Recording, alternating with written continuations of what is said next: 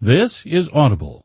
Audio Renaissance presents The 6 Pillars of Self-Esteem by Nathaniel Branden, read by the author.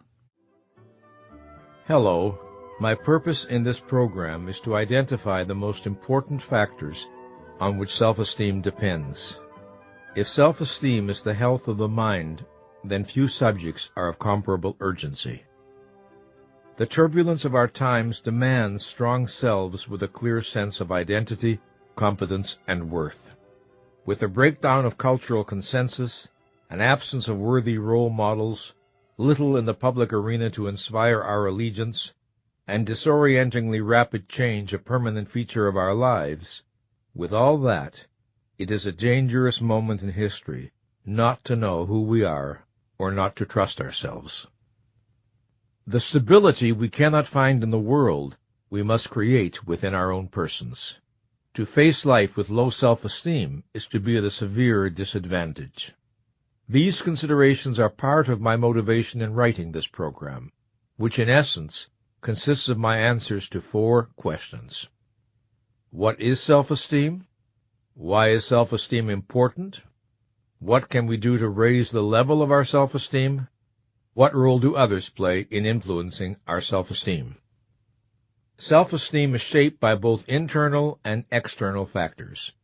By internal, I mean factors residing within or generated by the individual, ideas or beliefs, practices or behaviors.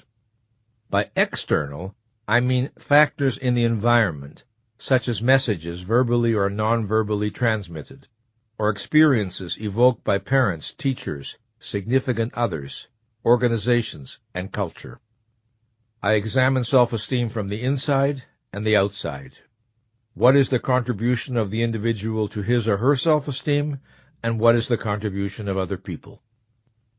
I first lectured on self-esteem and its impact on love, work, and the struggle for happiness in the late 1950s, and published my first articles on the subject in the 1960s. The challenge then was to gain public understanding of its importance. Self-esteem was not yet an expression in widespread use. Today, the danger may be that the idea has become fashionable. It is on everyone's tongue, which is not to say that it is better understood.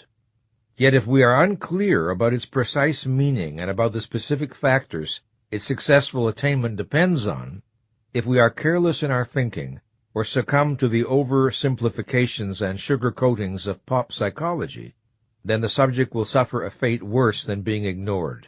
It will become trivialized. In working with self-esteem, we need to be aware of 2 dangers. One is that of oversimplifying what healthy self-esteem requires, and thereby of catering to people's hunger for quick fixes and effortless solutions. The other is that of surrendering to a kind of fatalism or determinism that assumes in effect that individuals either have good self-esteem or they haven't. In other words, everyone's destiny is set by the first few years of life, and there's not much to be done about it, except perhaps years of psychotherapy. Both views encourage passivity. Both obstruct our vision of what is possible. My experience is that most people underestimate their power to change and grow. They believe implicitly that yesterday's pattern must be tomorrow's. They do not see that choices do exist. They rarely appreciate how much they can do on their own behalf if genuine growth and higher self-esteem are their goals, and if they are willing to take responsibility for their own lives. The belief that they are powerless becomes a self-fulfilling prophecy. This program ultimately is a call to action. It is addressed to all men and women who wish to participate actively in the process of their evolution, as well as to psychologists, parents, teachers, and those responsible for the culture of organizations. This program is about what is possible. There are realities we cannot avoid. One of them is the importance of self-esteem. Regardless of what we do or do not admit, we cannot be indifferent to our self-evaluation.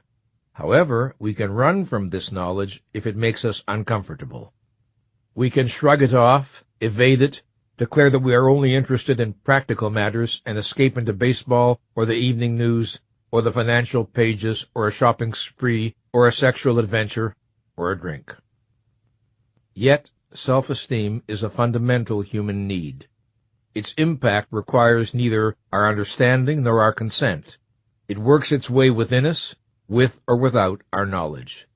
We are free to seek to grasp the dynamics of self-esteem or to remain unconscious of them. But in the latter case, we remain a mystery to ourselves and endure the consequences. Let us look at the role of self-esteem in our lives.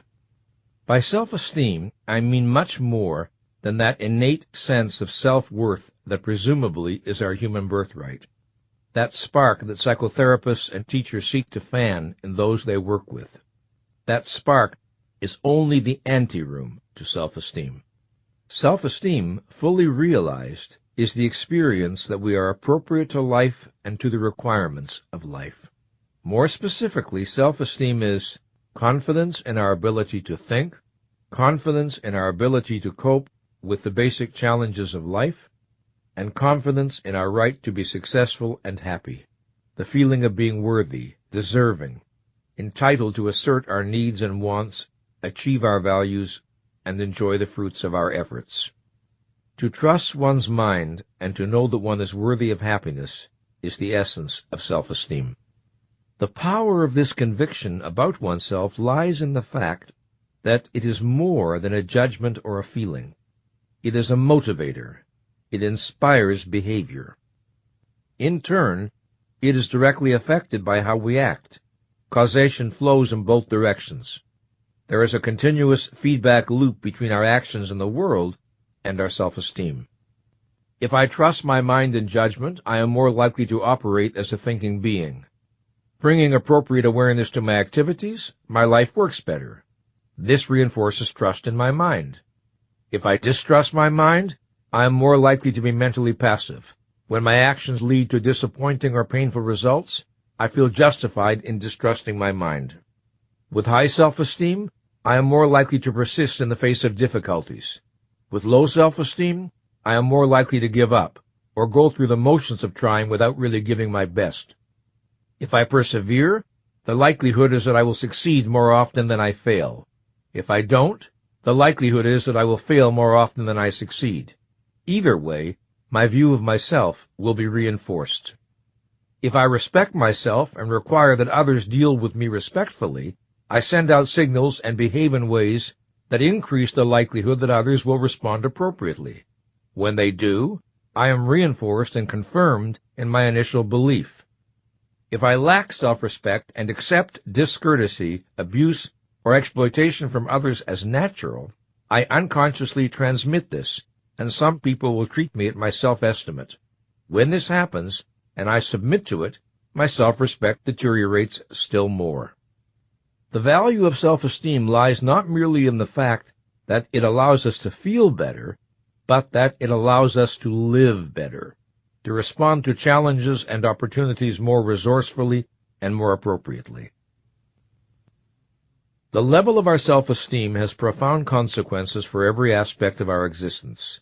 How we operate in the workplace, how we deal with people, how high we are likely to rise, how much we are likely to achieve. In the personal realm, it helps determine with whom we are likely to fall in love, how we interact with our spouse, children, and friends, and what level of personal happiness we attain. There are positive correlations between healthy self-esteem and a variety of other traits that bear directly on our capacity for achievement and for happiness. Healthy self-esteem correlates with rationality, realism, intuitiveness, creativity, independence, flexibility, ability to manage change, willingness to admit and correct mistakes, benevolence, and cooperativeness. Poor self-esteem correlates with irrationality, blindness to reality, rigidity, fear of the new and unfamiliar, inappropriate conformity or inappropriate rebelliousness, defensiveness, over-compliant or over-controlling behavior, and fear of or hostility toward other people. High self-esteem seeks the challenge and stimulation of worthwhile and demanding goals. Low self-esteem seeks the safety of the familiar and undemanding. The more solid our self-esteem, the better equipped we are to cope with troubles that arise in our personal lives or in our careers. And the quicker we are to pick ourselves up after a fall, the more energy we have to begin anew. The higher our self-esteem, the more ambitious we tend to be, not necessarily in a career or financial sense, but in terms of what we hope to experience in life, emotionally, intellectually, creatively, spiritually. The lower our self-esteem, the less we aspire to, and the less we are likely to achieve. Either path tends to be self-reinforcing and self-perpetuating. The higher our self-esteem, the stronger the drive to express ourselves, reflecting the sense of richness within. The lower our self-esteem, the more urgent the need to quote-unquote prove ourselves, or to forget ourselves by living mechanically and unconsciously. The higher our self-esteem, the more open, honest, and appropriate our communications are likely to be, because we believe our thoughts have value and therefore we welcome rather than fear clarity. The lower our self-esteem, the more muddy, evasive, and inappropriate our communications are likely to be because of uncertainty about our own thoughts and feelings and our anxiety about the listener's response. The healthier our self-esteem, the more inclined we are to treat others with respect, benevolence, goodwill, and fairness, since we do not tend to perceive them as a threat, and since self-respect is the foundation of respect for others.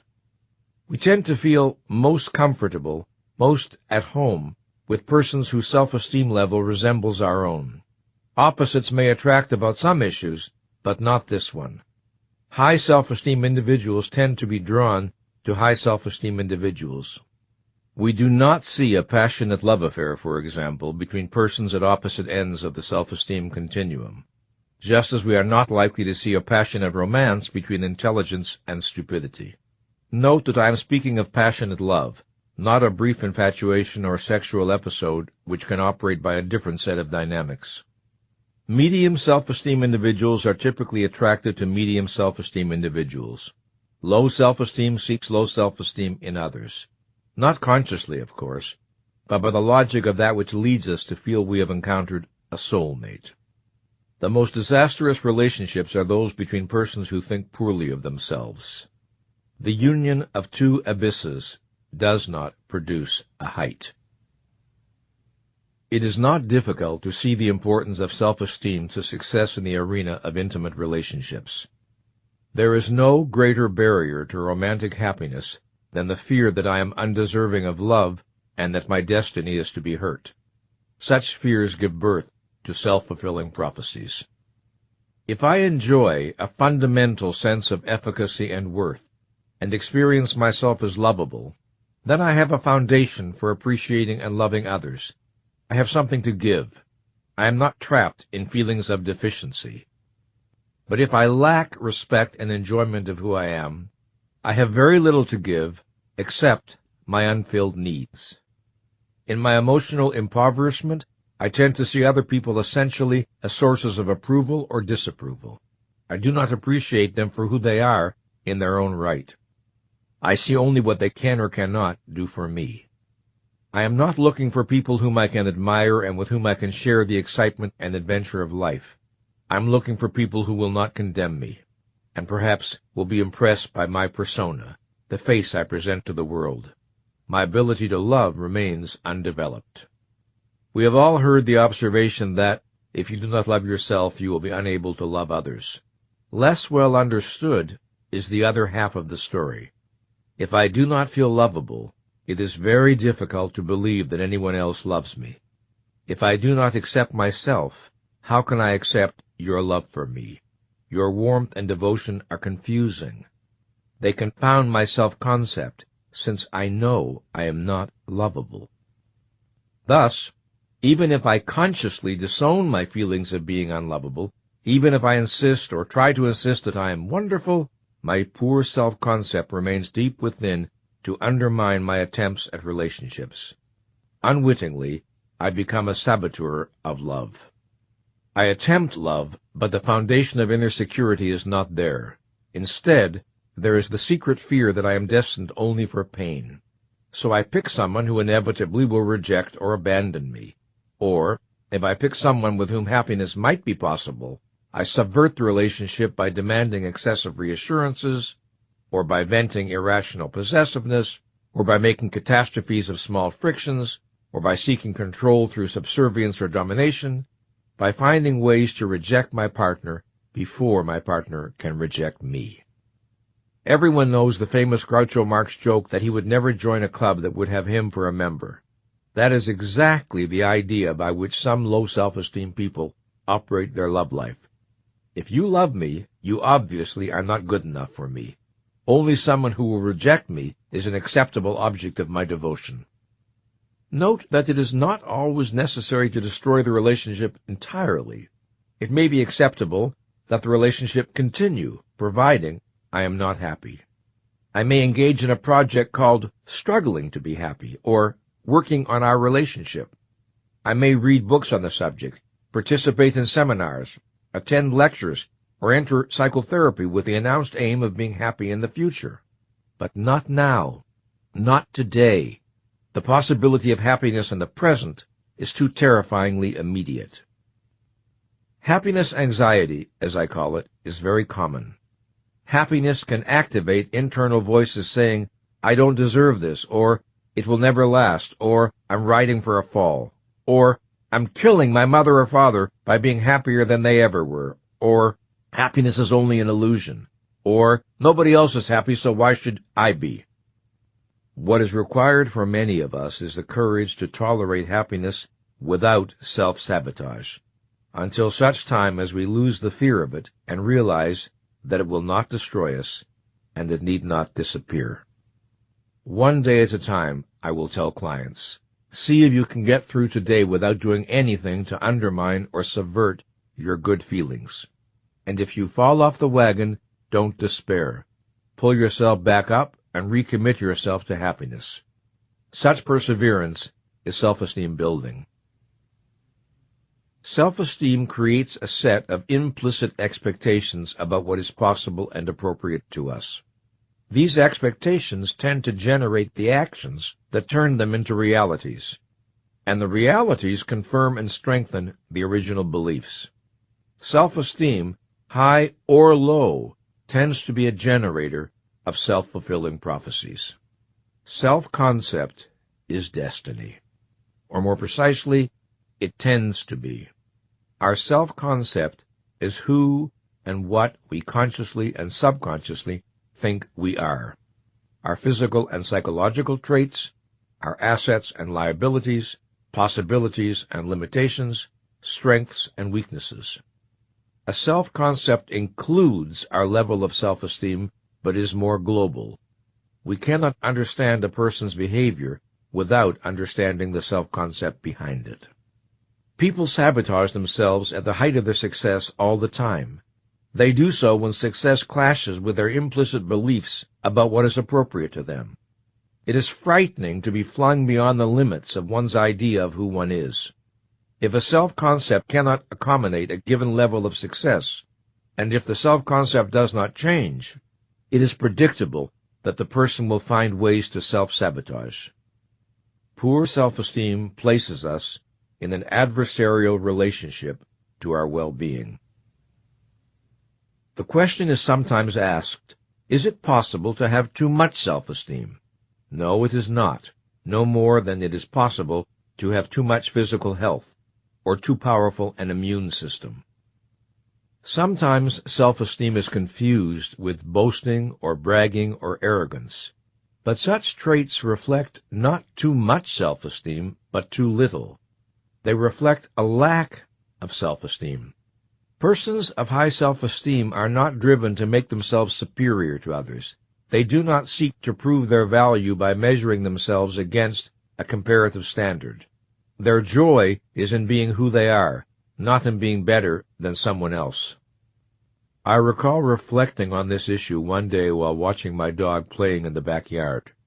She was running about, sniffing flowers, chasing squirrels, leaping into the air, showing a great joy in being. I'm sure she was not thinking that she was more glad to be alive than the dog next door. she was simply delighting in her own existence. That image captures something essential of how I understand the experience of healthy self-esteem. People with troubled self-esteem are often uncomfortable in the presence of those with higher self-esteem. They may feel resentful and declare they have too much self-esteem, but what they are really making is a statement about themselves. The sad truth is, whoever is successful in this world runs the risk of being a target. People of low achievement often envy and resent people of high achievement. Those who are unhappy often envy and resent those who are happy. And those of low self-esteem sometimes like to talk about the danger of having, as they put it, too much self-esteem. A poor self-esteem does not mean that we will necessarily be incapable of achieving any real values. Some of us may have the talent, energy, and drive to achieve a great deal, in spite of feelings of inadequacy or unworthiness. An example is the highly productive workaholic who is driven to prove his worth to, say, a father who predicted he would always be a loser. But a poor self-esteem does mean that we will be less effective and less creative than we have the power to be, and it means that we will be crippled in our ability to find joy in our achievements. Nothing we do will ever feel like enough. If my aim is to prove I am enough, the project goes on to infinity, because the battle was already lost on the day I conceded the issue was debatable. So it is always one more victory, one more promotion, one more sexual conquest, one more company, one more piece of jewelry, a larger house, a more expensive car, another award, yet the void within remains unfilled. In today's culture, some frustrated people who hit this impasse announce that they have decided to pursue a spiritual path and renounce their egos. This enterprise is doomed to failure. An ego, in the mature and healthy sense, is precisely what they have failed to attain. They dream of giving away what they do not possess. No one can successfully bypass the need for self-esteem. A word of caution. If one error is to deny the importance of self-esteem, another is to claim too much for it. In their enthusiasm, some writers today seem to suggest that a healthy sense of self-value is all we need to assure happiness and success. The matter is more complex than that. A well-developed sense of self is a necessary condition of our well-being, but not a sufficient condition. Its presence does not guarantee fulfillment, but its lack guarantees some measure of anxiety, frustration, or despair. Self-esteem is not a substitute for a roof over one's head or food in one's stomach, but it increases the likelihood that one will find a way to meet such needs. Self-esteem is not a substitute for the knowledge and skills one needs to operate effectively in the world, but it increases the likelihood that one will acquire them. The survival value of self-esteem is especially evident today. We have reached a moment in history when self-esteem, which has always been a supremely important psychological need, has also become a supremely important economic need. It is the attribute imperative for adaptiveness to an increasingly complex, challenging, and competitive world. In the past few decades, the United States has shifted from a manufacturing society to an information society. We now live in a global economy characterized by rapid change, accelerating scientific and technological breakthroughs, and an unprecedented level of competitiveness. These developments create demands for higher levels of education and training than were required of previous generations. Everyone acquainted with business culture knows this. What is not understood is that these developments also create new demands on our psychological resources. Specifically, these developments ask for a greater capacity for innovation, self-management, personal responsibility, and self-direction. A modern business can no longer be run by a few people who think and many people who just do what they are told. Today, organizations need not only an unprecedentedly higher level of knowledge and skill among all those who participate, but also a higher level of independence, self-reliance, self-trust, and the capacity to exercise initiative. In a word, self-esteem. The challenge extends further than the world of business. We are freer than any generation before us to choose our own religion, philosophy, or moral code, to adopt our own lifestyle, to select our own criteria for the good life. We no longer have unquestioning faith in tradition. We no longer believe that government will lead us to salvation, nor church, nor labor unions, nor big organizations of any kind. We have more choices and options than ever before in every area. Frontiers of limitless possibilities now face us in whatever direction we look. To be adaptive in such an environment, we have a greater need for personal autonomy. This is because there is no widely accepted code of values and rituals to spare us the challenge of individual decision-making. We must learn to think for ourselves, to cultivate our own resources, and to take responsibility for the choices, values, and actions that shape our lives. The greater the number of choices and decisions we need to make at a conscious level, the more urgent our need for self-esteem.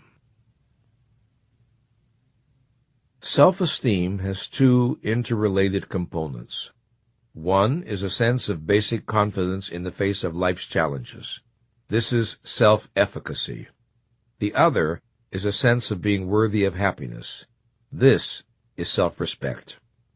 Self-efficacy means confidence in the functioning of my mind, in my ability to think, understand, learn, choose, and make decisions. It means confidence in my ability to understand the facts of reality that fall within the sphere of my interests and needs. It means self-trust and self-reliance. Self-respect means assurance of my value. It means an affirmative attitude toward my right to live and to be happy. It means comfort in appropriately asserting my thoughts, wants, and needs. It means the feeling that joy and fulfillment are my natural birthright. We will need to consider these two ideas in more detail, but for the moment consider the following. If an individual felt inadequate to face the challenges of life, if an individual lacked fundamental self-trust, confidence in his or her mind, we would recognize a self-esteem deficiency, no matter what other assets he or she possessed. Or, if an individual lacked a basic sense of self-respect, felt unworthy or undeserving of the love or respect of others, unentitled to happiness, fearful of asserting thoughts, wants, or needs, again, we would recognize a self-esteem deficiency, no matter what other positive attributes he or she exhibited. Self-efficacy and self-respect are the dual foundations of healthy self-esteem. Absent either one, self-esteem is impaired. They are the defining characteristics of self-esteem. Within a given person, there will be inevitable fluctuations in self-esteem levels, much as there are fluctuations in all psychological states. We need to think in terms of a person's average level of self-esteem. While we sometimes speak of self-esteem as a conviction about oneself, it is more accurate to speak of it as a disposition to experience oneself a particular way. What way? Let me sum it up in a formal, precise definition. Self-esteem is the disposition to experience oneself as competent to cope with the basic challenges of life and as worthy of happiness. Now, the value of a precise definition is that it allows us to distinguish a particular aspect of reality from all others so that we can think about it and work with it with clarity and focus. If we wish to know what self-esteem depends on, how to nurture it in our children, support it in schools, encourage it in organizations, strengthen it in psychotherapy, or develop it in ourselves, we need to know what precisely we are aiming at. We are unlikely to hit a target we cannot see. If our idea of self-esteem is vague, the means we adopt to build it will reflect this vagueness. Am I suggesting that the definition of self-esteem I offer is written in stone and can never be improved on? Not at all. Definitions are contextual. They relate to a given level of knowledge. As knowledge grows, definitions tend to become more precise. I may find a better, clearer, more exact way to capture the essence of the concept during my lifetime, or perhaps someone else may.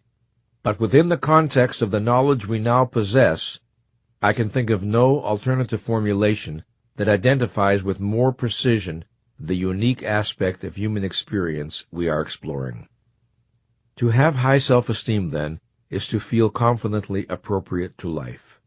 To have low self-esteem is to feel inappropriate to life, to feel wrong, not about this issue or that, but wrong as a person.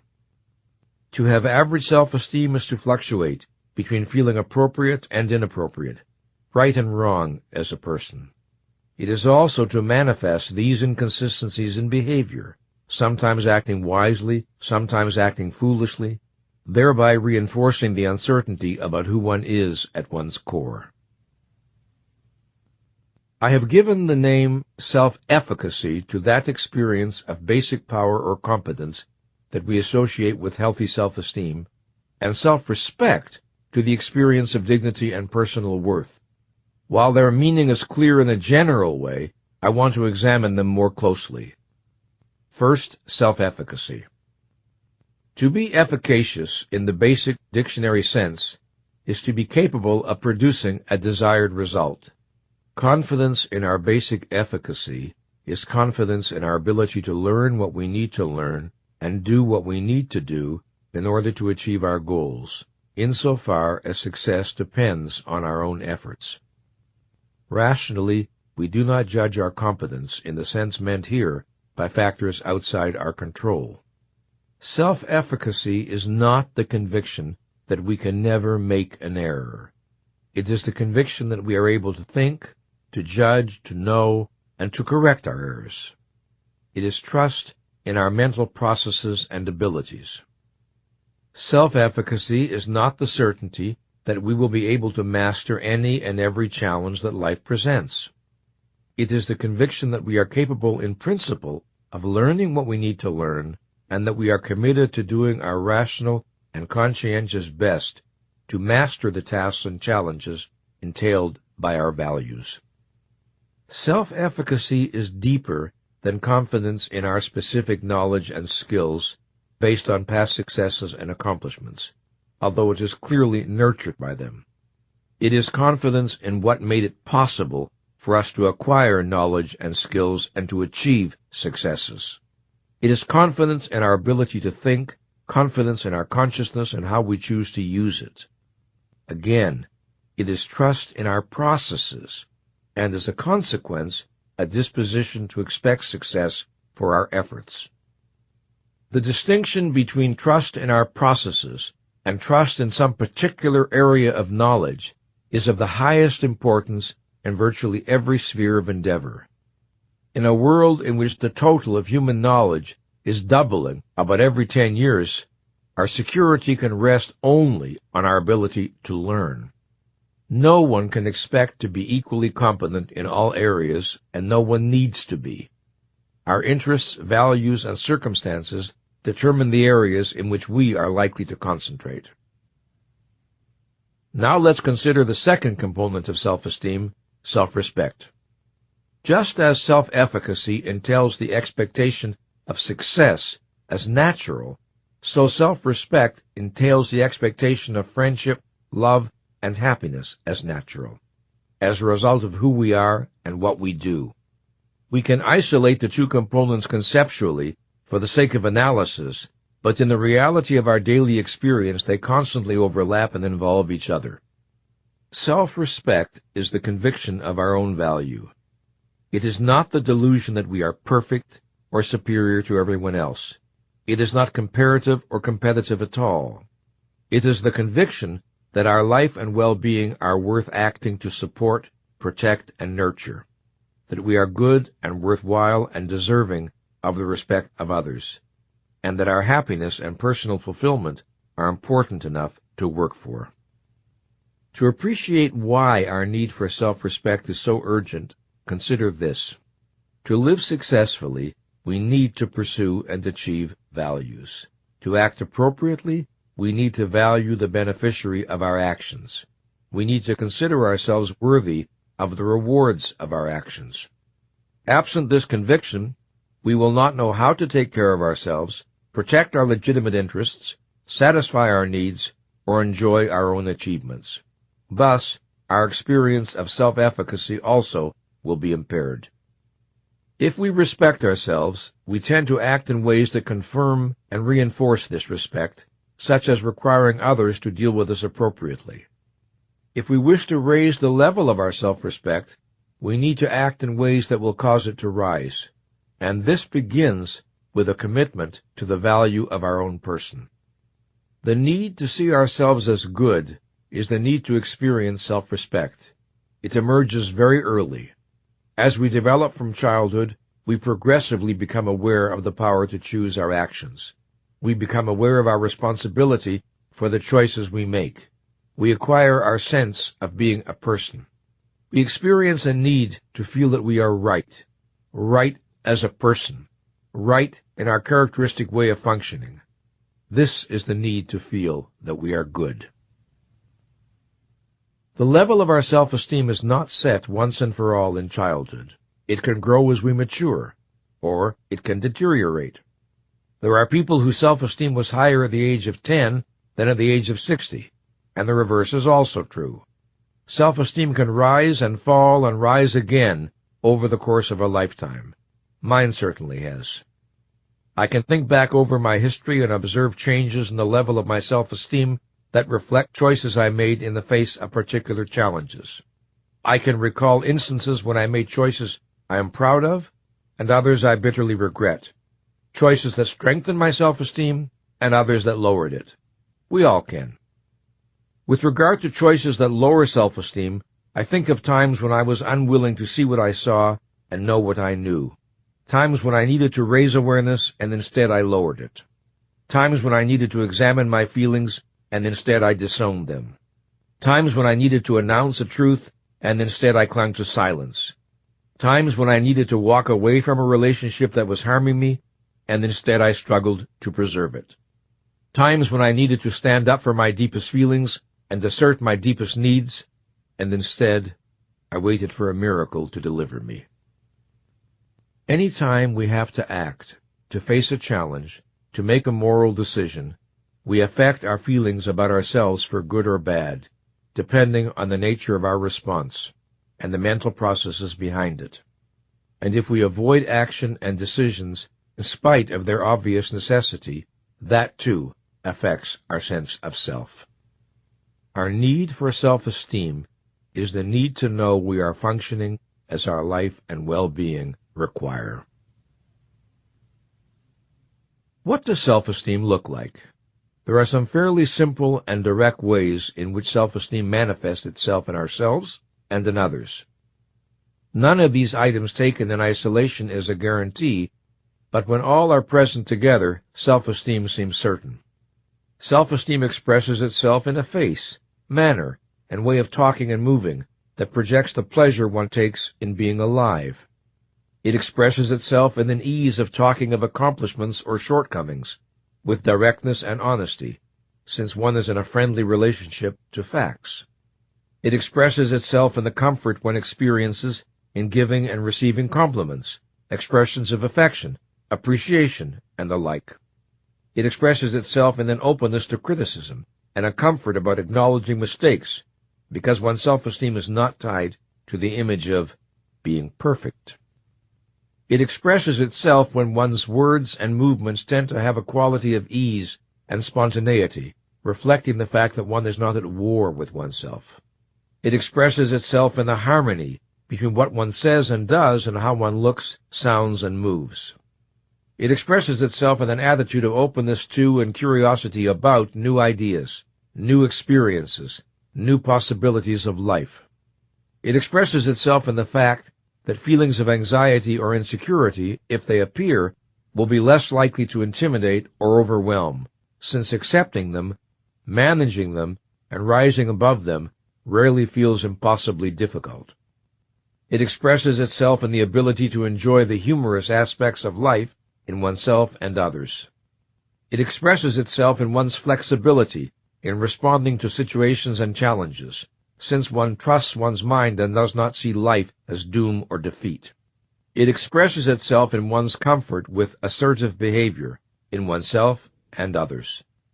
It expresses itself in an ability to preserve a quality of harmony and dignity under conditions of stress. Physical manifestations of self-esteem include eyes that are alert, bright, and lively, shoulders that are relaxed yet erect, hands that tend to be relaxed and graceful, arms that tend to hang in an easy, natural way, a posture that tends to be unstrained, erect, well-balanced, a walk that tends to be purposeful, and a voice that tends to be modulated with an intensity appropriate to the situation and with clear pronunciation. Notice that the theme of relaxation occurs again and again. Relaxation implies that we are not hiding from ourselves, not denying our feelings, and are not at war with who we are. Chronic tension conveys some form of internal split, some form of self-avoidance or self-repudiation, some aspect of the self being disowned or held on a very tight leash. When self-esteem is low, we are often manipulated by fear. Fear of reality to which we feel inadequate. Fear of facts about ourselves or others that we have denied, disowned, or repressed. Fear of the collapse of our pretenses. Fear of exposure. Fear of the humiliation of failure and sometimes the responsibilities of success. We live more to avoid pain than to experience joy. If we feel that crucial aspects of reality with which we must deal are hopelessly closed to our understanding, if we face the key problems of life with a basic sense of helplessness, if we feel that we dare not pursue certain lines of thought because of the unworthy features of our own character that will be brought to light, if we feel in any sense whatever that reality is the enemy of our self-esteem, these fears tend to sabotage the efficacy of consciousness, thereby worsening the initial problem. If we face the basic problems of life with an attitude of, "Who am I to know? Who am I to decide?" or "It is dangerous to be conscious," or "It's futile to try to think or understand," we are undercut at the outset. A mind does not struggle for that which it regards as impossible or undesirable. If low self-esteem dreads the unknown and unfamiliar, high self-esteem seeks new frontiers. If low self-esteem avoids challenges, high self-esteem desires and needs them. If low self-esteem looks for a chance to be absolved, high self-esteem looks for an opportunity to admire. In these opposite principles of motivation, we have a guide to the health of the mind or spirit. We can say that an individual is healthy to the extent that the basic principle of motivation is that of motivation by confidence. The degree of motivation by fear is the measure of underdeveloped self-esteem. Sometimes we see people who enjoy worldly success, are widely esteemed, or who have a public veneer of assurance, and yet are deeply dissatisfied, anxious, or depressed. They may project the appearance of self-efficacy and self-respect. They may have the persona of self-esteem, but they do not possess the reality. How might we understand them? We have noted that to the extent we fail to develop authentic self-esteem, the consequence is varying degrees of anxiety, insecurity, and self-doubt. This is the sense of being, in effect, inappropriate to existence. Of course, no one thinks of it in those terms.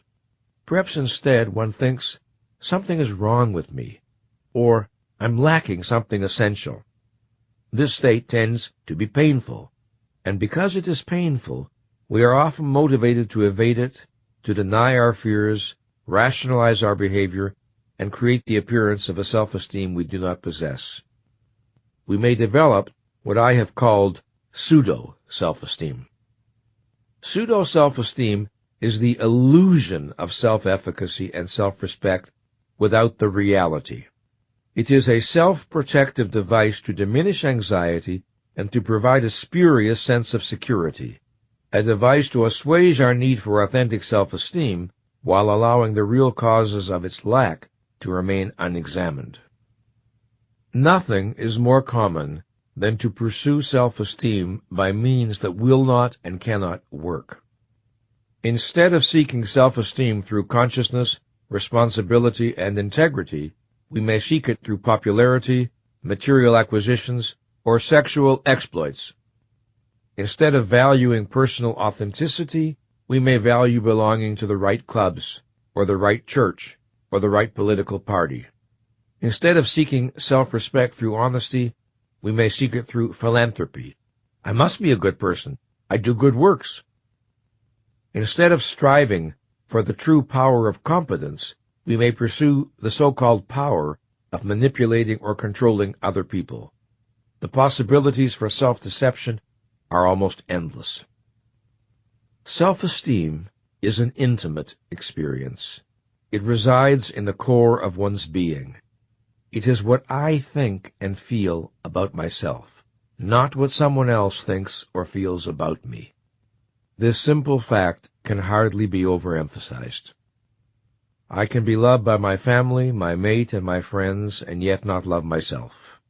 I can be admired by my associates, and yet regard myself as worthless.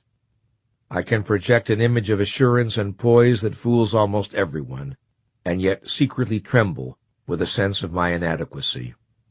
I can fulfill the expectations of others, and yet fail my own. I can win every honor, and yet feel I have accomplished nothing.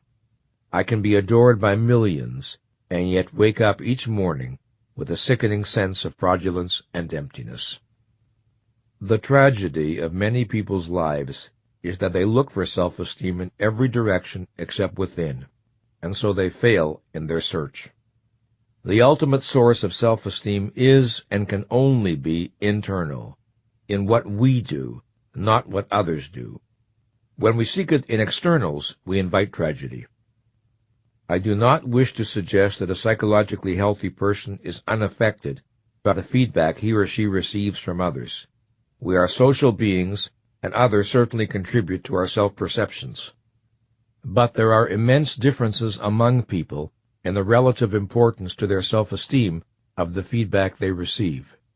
Persons for whom it is almost the only factor of importance, and persons for whom the importance is a good deal less. This is merely another way of saying there are immense differences among people in the degree of their autonomy. Having worked for many years with persons who are unhappily preoccupied with the opinions of others, I am persuaded that the most effective means of liberation is by raising the level of consciousness one brings to one's own experience. The more one turns up the volume on one's inner signals, the more external signals tend to recede into proper balance. This entails learning to listen to the body, learning to listen to the emotions, and learning to think for oneself. What must an individual do to generate and sustain self-esteem? What patterns of actions must be adopted? What is the responsibility of you and me as adults? In answering these questions, we develop a standard by which to answer the questions, what must a child learn to do if he or she is to enjoy self-esteem? What is the desirable path of childhood development? And also, what practices should caring parents and teachers seek to evoke, stimulate, and support self-esteem in children? In approaching the roots of self-esteem, why do we put our focus on practices, that is, on mental or physical actions? The answer is that every value pertaining to life requires action to be achieved, sustained, or enjoyed. We pursue and maintain our values in the world through action. It is a person's actions that are decisive. What determines the level of self-esteem is what the individual does within the context of his or her knowledge and values. And since action in the world is a reflection of action within the mind of the individual, it is ultimately the internal processes that are crucial. We shall see that the 6 pillars of self-esteem, the practices indispensable to the health of the mind and the effective functioning of the person, are all operations of consciousness. All involve choices. They are choices that confront us every hour of our existence. Note that practice, the term practice, implies a discipline of acting in a certain way over and over again consistently. It is not action by fits and starts, or even an appropriate response to a crisis. Rather, it is a way of operating day by day in big issues and small, a way of behaving that is also a way of being. Since self-esteem is a consequence, a product of internally generated practices, we cannot work on self-esteem directly, neither our own nor anyone else's. We must address ourselves to the source. If we understand what these internal practices are, we can commit to initiating them within ourselves and to dealing with others in such a way as to facilitate or encourage them to do likewise. To encourage self-esteem in the schools or in the workplace, for instance, is to create a climate that supports and reinforces the practices that strengthen self-esteem. What then does healthy self-esteem depend on? What are the practices of which I speak? I will name 6 that are demonstrably crucial. I call them the 6 pillars of self-esteem. It will not be difficult to see why any improvements in these practices generate unmistakable benefits. Once we understand these practices, we have the power to choose them, to work on integrating them into our way of life. The power to do so is the power to raise the level of our self-esteem, from whatever point we may be starting, and however difficult the project may be in the early stages. One does not have to attain perfection in these practices. One only needs to raise one's average level of performance to experience growth in self-efficacy and self-respect. I have often witnessed the most extraordinary changes in people's lives as a result of relatively small improvements in these practices. In fact, I encourage clients to think in terms of small steps rather than big ones, because big ones can intimidate and paralyze. Small ones seem more attainable, and one small step leads to another. Here are the 6 pillars of self-esteem. 1. The practice of living consciously.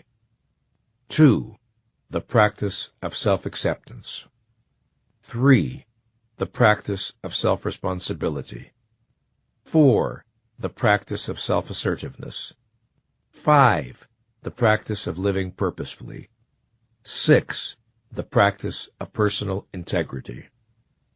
Let's now examine each of them in turn. The first pillar of self-esteem is the practice of living consciously. In virtually all of the great spiritual and philosophical traditions of the world, there appears some form of the idea that most human beings are sleepwalking through their own existence. Enlightenment is identified with waking up. Evolution and progress are identified with an expansion of consciousness. Why is consciousness so important? Because for all species that possess it, consciousness is the basic tool of survival. It is the ability to be aware of the environment in some form, at some level, and to guide action accordingly. I use consciousness here in its primary meaning, that is, the state of being conscious or aware of some aspect of reality. To the distinctively human form of consciousness, with its capacity for concept formation and abstract thought, we give the name mind. We are beings for whom consciousness at the conceptual level is volitional. This means that the design of our nature contains some extraordinary options, that of seeking awareness, or not bothering, or actively avoiding it, that of seeking truth, or not bothering, or actively avoiding it, that of focusing our mind, or not bothering, or choosing to drop to a lower level of consciousness. This capacity for self-management is our glory and at times our burden. If we do not bring an appropriate level of consciousness to our activities, if we do not live mindfully, the inevitable penalty is a diminished sense of self-efficacy and self-respect. We cannot feel confident and worthy while conducting our lives in a mental fog. Our mind is our basic tool of survival. Betray it, and self-esteem suffers. Through the thousands of choices we make between thinking and non-thinking, being responsible toward reality or evading it, we establish a sense of the kind of person we are. Consciously, we rarely remember these choices, but deep in our psyche they are added up, and the sum is that experience we call self-esteem. Self-esteem is the reputation we acquire with ourselves. We are not all equal in intelligence, but intelligence is not the issue. The principle of living consciously is unaffected by degrees of intelligence. To live consciously means to seek to be aware of everything that bears on our actions, purposes, values, and goals. Seek to the best of our ability, whatever that ability may be, and then to behave in accordance with that which we see and know. This last point bears emphasis. Consciousness that is not translated into appropriate action is a betrayal of consciousness. Living consciously means more than seeing and knowing. It means acting on what one sees and knows. Thus, I can recognize that I have been unfair and hurtful to my child, or my spouse, or my friend, and I need to make amends. But I don't want to admit I made a mistake, so I procrastinate, claiming that I am still thinking about the situation. This is the opposite of living consciously. At a fundamental level, it is an avoidance of consciousness. Living consciously is living responsibly toward reality. We do not necessarily have to like what we see, but we recognize that wishes or fears or denials do not alter facts. If I desire a new outfit, but need the money for rent, my desire does not transform reality and make the purchase rational. If a statement is true, my denying it will not make it false. When we live consciously, we do not confuse the subjective with the objective. We do not imagine that our feelings are an infallible guide to truth.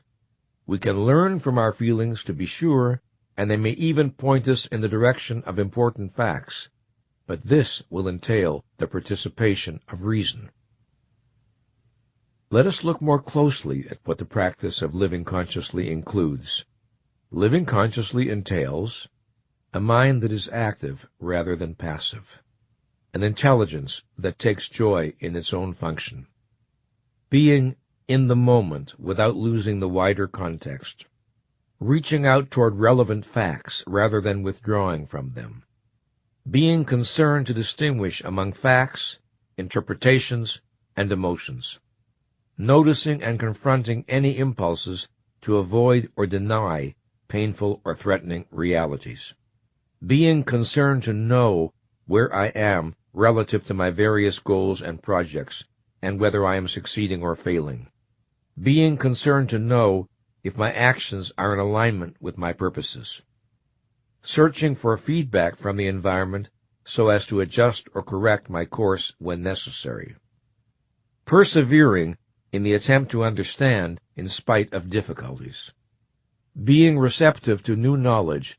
and willing to re-examine old assumptions, being willing to see and correct mistakes, seeking always to expand awareness, a commitment to learning, and therefore a commitment to growth as a way of life, a concern to understand the world around me, a concern to know not only external reality, but also internal reality, the reality of my needs, feelings, aspirations, and motives, so that I am not a stranger or a mystery to myself. A concern to be aware of the values that move and guide me, as well as their roots, so that I am not ruled by values I have irrationally adopted or uncritically accepted from others. All of us can look back over our life and think of times when we did not bring to some concern as much consciousness as was needed. We tell ourselves, if only I had thought more, if only I hadn't been so impulsive. If only I had checked the facts more carefully. I think of my first marriage, when I was 22 years old. I think of all the signs that we were making a mistake, the numerous conflicts between us, the incompatibilities in some of our values, the ways in which, at the core, we were not each other's type. Why, then, did I proceed? Because of our shared commitment to certain ideas and ideals? Because of sexual attraction? Because I desperately wanted to have a woman in my life? Because she was the first person from whom I did not feel alienated, and I lacked confidence that another would come along? Because I naively imagined that marriage could solve all the problems between us? There were reasons, to be sure. Still, if someone had said to me, or if I had somehow thought to say to myself, if you were to bring a higher level of consciousness to your relationship with Barbara and to do so steadily, day after day, what do you suppose might happen? If I had said that, I have to wonder what I might have been led to come to grips with. To a mind that is receptive, so simple yet provocative a question can have astonishing potency. The fact was, I examined neither the feelings driving me toward marriage nor the feelings signaling danger.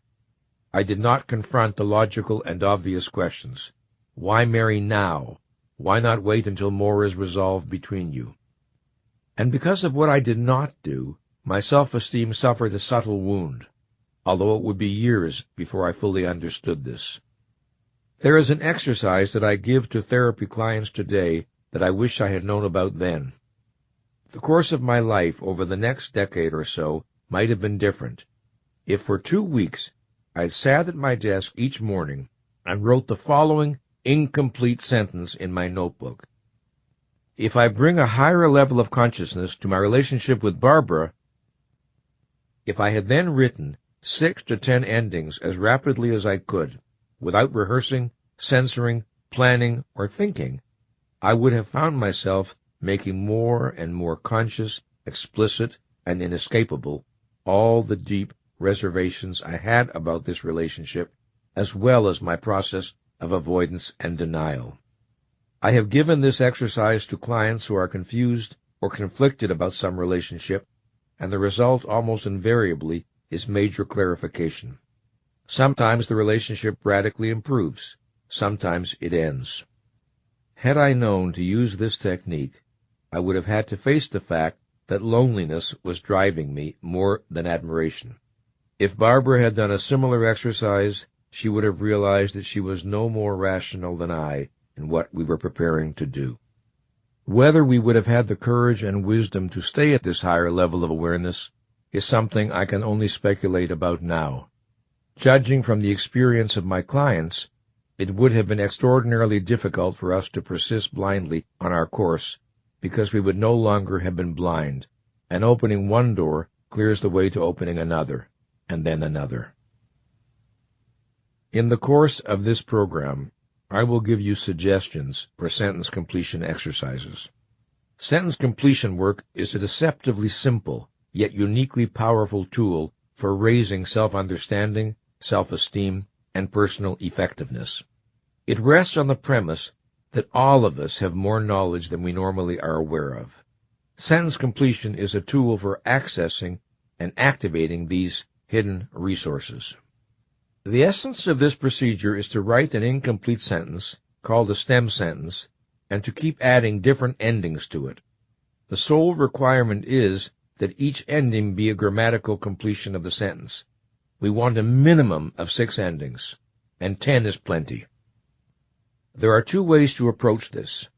You may want to have a pen and paper handy and do these exercises in the course of the program as you hear them, or you may want to first listen to the tape in its entirety to get the overall flow, then return to the exercises at your leisure. Do whatever works best for you. Here's what's important. Work as rapidly as possible. No pauses to quote-unquote think. No worrying if any particular ending is true, reasonable, or significant. Any ending is fine. Just keep going. When doing sentence completion this way, we work with a notebook, typewriter, or computer. An alternative is to do the sentence completions into a tape recorder. in which case you keep repeating the stem sentence into a recorder, each time completing it with a different ending. You play the work back later to reflect on it. How might we use the technique to facilitate the process of learning to live more consciously? First thing in the morning, before proceeding to the day's business, sit down and write the following sentence stem. Living consciously to me means... Then, as rapidly as possible, without pausing for reflection, write at least half a dozen endings for that. Do not worry if your endings are literally true, make sense, or are profound. Write anything, but write something. A minimum of 6, 10 is plenty. As an example of how it might go, perhaps you'll write, living consciously to me means really listening to my children, being in the present, remembering the things I've got to do today, noticing the emotional mood of my spouse and children, thinking about the consequences of my actions, thinking about my choices and decisions before I translate them into action, noticing how I'm affected by things people say or do, noticing how other people are affected by things I say or do, and so on. When you're done, go on to the next stem, which is, if I bring 5% more awareness to my activities today, and when you've done that, go on to this stem. If I pay more attention to how I deal with people today, and finally, if I bring 5% more awareness to my most important relationships today, when you're finished, proceed with your day's business.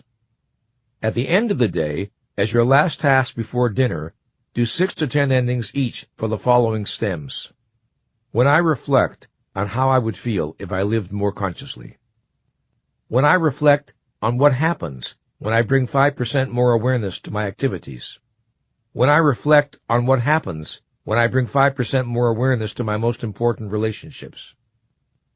Do this exercise every day, Monday through Friday, for the first week.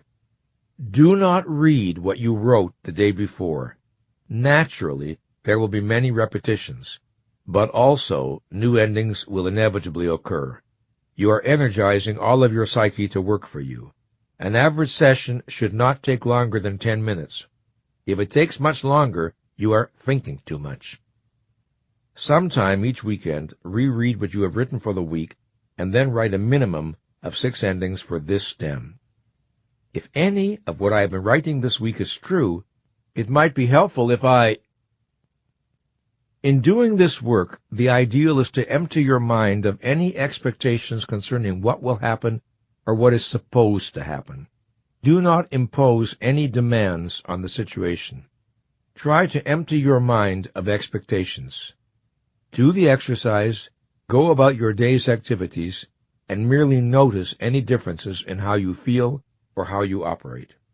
You will discover that you have set in motion forces that make it virtually impossible for you to avoid operating more consciously. In addition to my psychotherapy practice, I conduct weekly ongoing self-esteem groups where many of my self-esteem building strategies are continually tested.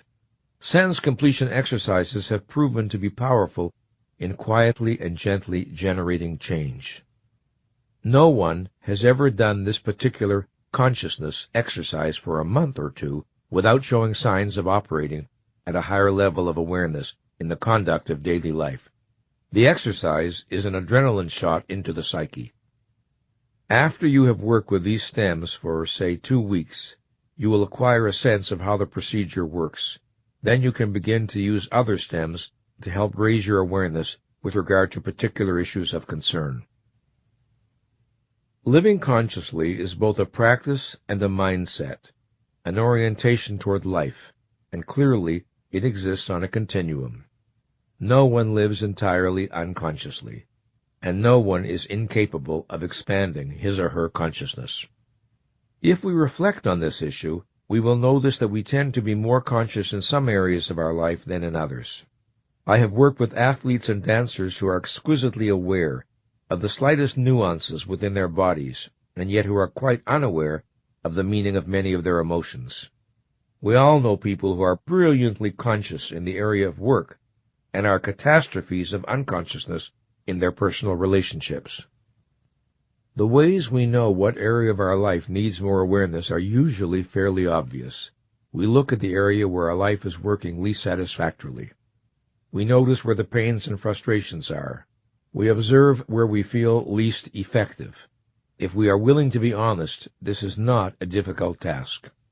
Once you identify the areas in your life where you are at your most conscious, and also the areas where you are your least conscious, the next step is to reflect on what seems to be difficult about staying in high-level mental focus in the troublesome areas.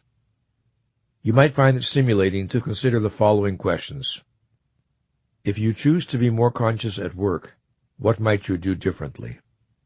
If you choose to be more conscious in your most important relationships, what might you do differently? If you choose to pay more attention to how you deal with people, associates, employees, customers, spouse, children, or friends, what might you do differently?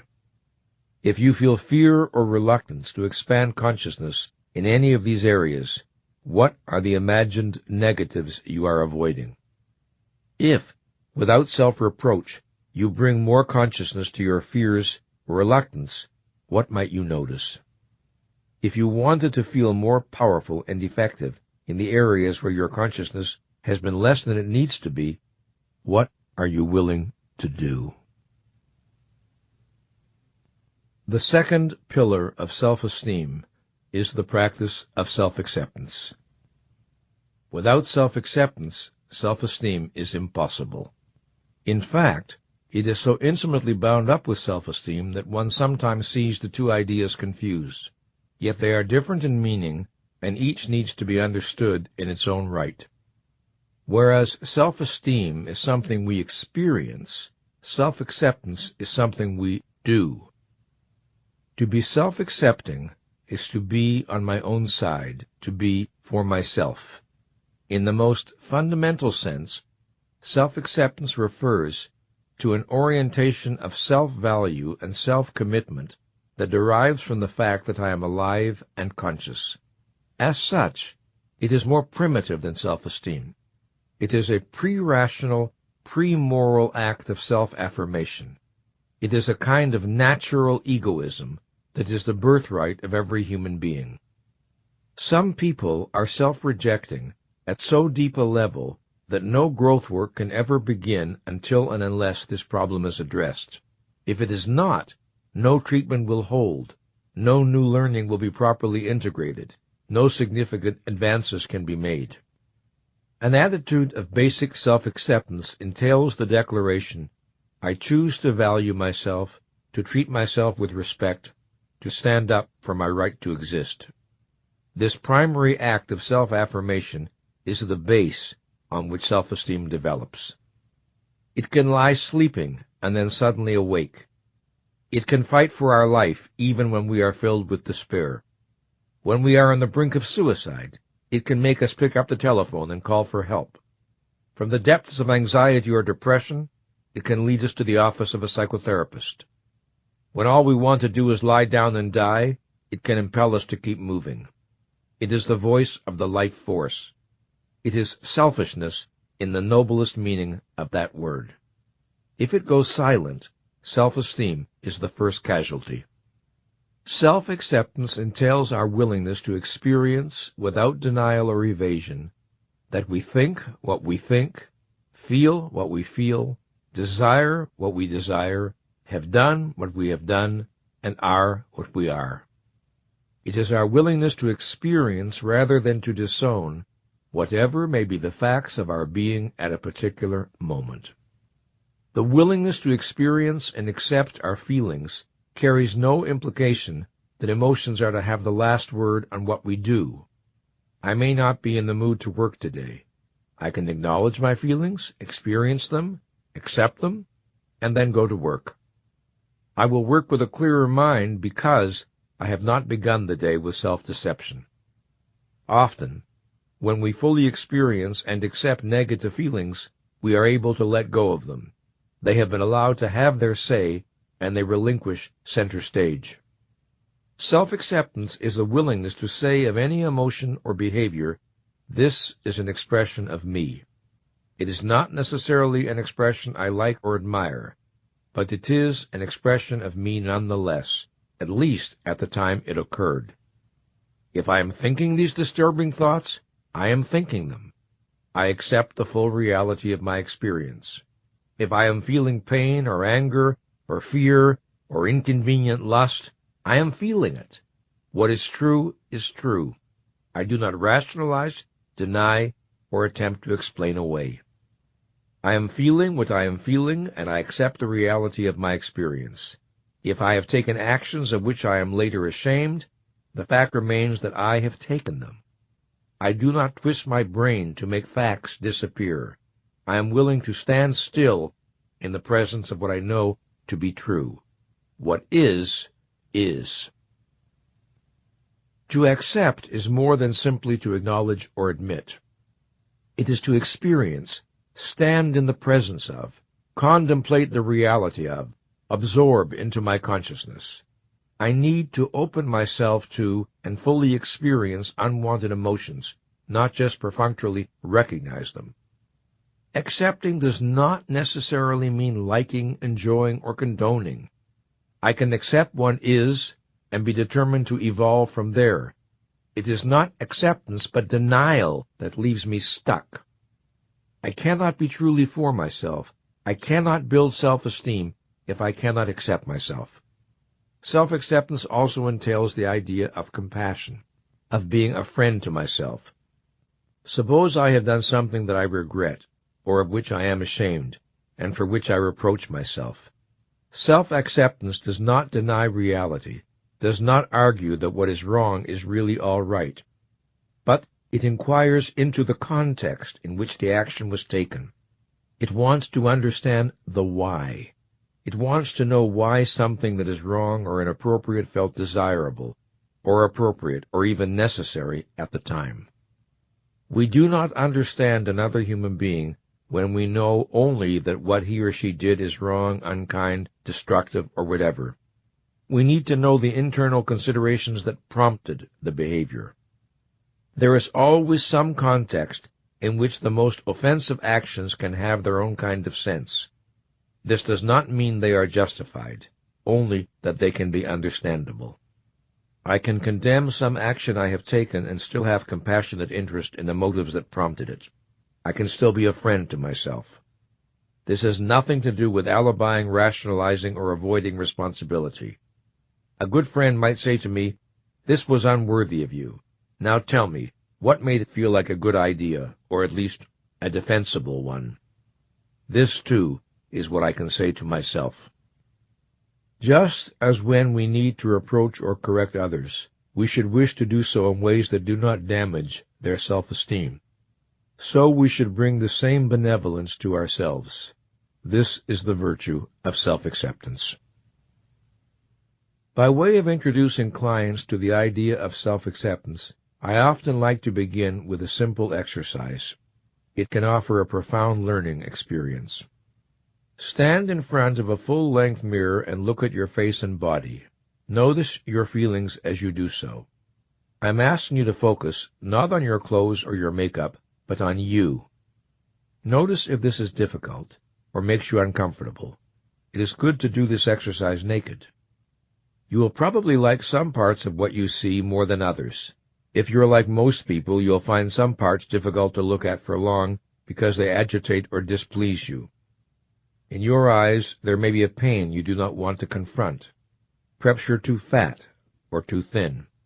Perhaps you see signs of age and cannot bear to stay connected with the thoughts and emotions these signs evoke.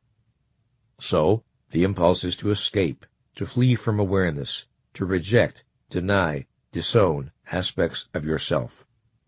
Stay focused on your image in the mirror a few moments longer and say to yourself, "Whatever my defects or imperfections, I accept myself unreservedly and completely." Stay focused, breathe deeply, and say this over and over again for a minute or two without rushing the process. Allow yourself fully to experience the meaning of your words. You may find yourself protesting, "But I don't like certain things about my body, so how could I accept them unreservedly and completely?" But remember, accepting does not necessarily mean liking. Accepting does not mean we cannot imagine or wish for changes or improvements. It means experiencing without denial or avoidance that a fact is a fact. In this case, it means accepting that the face and body in the mirror are your face and body, and they are what they are. Even though you may not like or enjoy everything you see when you look in the mirror, you are still able to say, right now, that's me. And I don't deny the fact, I accept it. That is respect for reality. When clients commit to do this exercise for 2 minutes every morning and again every night for 2 weeks, they soon begin to experience the relationship between self-acceptance and self-esteem. That relationship is, a mind that honors sight honors itself. But more than that, how can self-esteem not suffer if we are in a rejecting relationship to our own physical being? Is it realistic to imagine that we can love ourselves while despising what we see in the mirror? Those who do this exercise make another important discovery. Not only do they enter a more harmonious relationship with themselves, but if aspects of the self they do not like are within their power to change, they are more motivated to make the changes, once they have accepted the facts as they are now. We are not moved to change those things whose reality we deny. What about those things we cannot change? Well, when we accept them, we grow stronger and more centered. When we curse and protest them, we disempower ourselves. Suppose our negative reaction to some experience is so overwhelming that we feel we cannot practice self-acceptance with regard to it. Let us say the feeling, thought, or memory is so distressing and agitating that acceptance feels out of the question. We feel powerless not to block and contract. The solution is not to resist our resistance. It is not useful to try to block a block. Instead, we need to do something more artful. If we cannot accept a feeling or a thought or a memory, we should accept our resistance. In other words, start by accepting where we are. Be present to the now and experience it fully. If we stay with resistance at the conscious level, it will usually begin to dissolve. When we fight a block, it grows stronger. When we acknowledge, experience, and accept it, it begins to melt, because its continued existence requires opposition. Sometimes in therapy, when a person has difficulty accepting a feeling, I will ask if he or she is willing to accept the fact of refusing to accept the feeling. I asked this once of a client who was a clergyman, and who had great difficulty in owning or experiencing his anger. Just the same, he was a very angry man. My request disoriented him. "Will I accept that I won't accept my anger?" he asked me. When I answered, "That's right," he thundered, "I refuse to accept my anger, and I refuse to accept my refusal." I asked, "Will you accept your refusal to accept your refusal? We've got to begin somewhere. Let's begin there." I asked him to face the group and say, "I'm angry," over and over again. Soon he was saying it very angrily indeed. Then I had him say, "I refuse to accept my anger," which he shouted with escalating vigor. Then I had him say, "I refuse to accept my refusal to accept my anger," which he plunged into ferociously. Then I had him say, "But I am willing to accept my refusal to accept my refusal," and he kept repeating it until he broke down and joined in the laughter of the group. "So if you can't accept the experience, accept the resistance," he said. I answered, "Right. And if you can't accept the resistance, accept your resistance to accepting the resistance. Eventually, you'll arrive at the point you can accept. Then you can move forward from there." Both accepting and disowning are implemented through a combination of mental and physical processes. The act of experiencing and accepting our emotions is implemented through, first, focusing on the feeling or emotion, then breathing gently and deeply, allowing muscles to relax, allowing the feeling to be felt, and finally, making real that this is my feeling. This is what we call owning it. In contrast, we deny and disown our emotions through, first, avoiding awareness of their reality, then, constricting our breathing and tightening our muscles to cut off or numb the feeling, and finally, disassociating ourselves from our own experience. We typically encounter two fallacious assumptions when people have difficulty with the idea of self-acceptance. One is the belief that if we accept who and what we are, we must approve of everything about us. The other is the belief that if we accept who and what we are indifferent to change or improvement. But of course the question is, if we cannot accept what is, where will we find the motivation to improve? If we deny and disown what is, how will we be inspired to grow? There is a paradox here.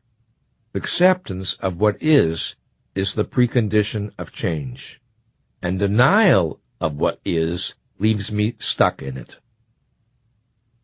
Let's try some sentence completion exercises designed to facilitate self-acceptance. Each morning, write 6 to 10 endings for the following sentence stems as rapidly as possible. Again, do not worry if your endings are literally true, make sense, or are profound. Self-acceptance to me means, if I am more accepting of my body, when I deny and disown my body, if I am more accepting of my conflicts. That's all. When you're finished, proceed with your day's business. In the evening, do 6 to 10 endings each for the following stems. When I deny or disown my conflicts, if I am more accepting of my feelings, when I deny and disown my feelings, if I am more accepting of my thoughts, when I deny and disown my thoughts. Do this exercise every day, Monday through Friday. On the weekend, read over what you have written, and then write 6 to 10 endings for this stem. If any of what I have been writing this week is true, it might be helpful if anything we have the possibility of experiencing, we have the possibility of disowning, either immediately or later, in memory. Nietzsche wrote, "I did it," says memory. "I couldn't have," says pride, and remains relentless. Eventually, memory yields. Unquote. I can rebel against my memories, thoughts, emotions, actions. I can reject rather than accept virtually any aspect of my experience. I can refuse to accept my sensuality. I can refuse to accept my spirituality. I can disown my sorrow. I can disown my joy. I can repress the memory of actions of which I am ashamed. I can repress the memory of actions of which I am proud. I can deny my ignorance. I can deny my intelligence. I can refuse to accept my limitations. I can refuse to accept my potentials. I can conceal my weaknesses. I can conceal my strengths. I can deny my feelings of self-hatred. I can deny my feelings of self-love. I can pretend that I am more than I am. I can pretend that I am less than I am. I can disown my body. I can disown my mind. We can be as frightened of our assets as we are of our shortcomings, as frightened of our genius, ambition, excitement, or beauty as we are of our emptiness, passivity, depression, or unattractiveness. If our liabilities pose the problem of inadequacy, our assets pose the challenge of responsibility. The greatest crime we commit against ourselves is not that we may deny and disown our shortcomings, but that we deny and disown our greatness because it frightens us. If a fully realized self-acceptance does not evade the worst within us, neither does it evade the best. The third pillar of self-esteem is the practice of self-responsibility. To feel competent to live and worthy of happiness, I need to experience a sense of control over my existence. This requires that I be willing to take responsibility for my actions and the attainment of my goals. This means that I take responsibility for my life and well-being. Self-responsibility is essential to self-esteem, and it is also a reflection or manifestation of self-esteem. The relationship between self-esteem and its pillars is always reciprocal. The practices that generate self-esteem are also natural expressions and consequences of self-esteem. The practice of self-responsibility entails these realizations. I am responsible for the achievement of my desires. I am responsible for my choices and actions. I am responsible for the level of consciousness I bring to my work. I am responsible for the level of consciousness I bring to my relationships. I am responsible for my behavior with other people, co-workers, associates, customers, spouse, children, friends.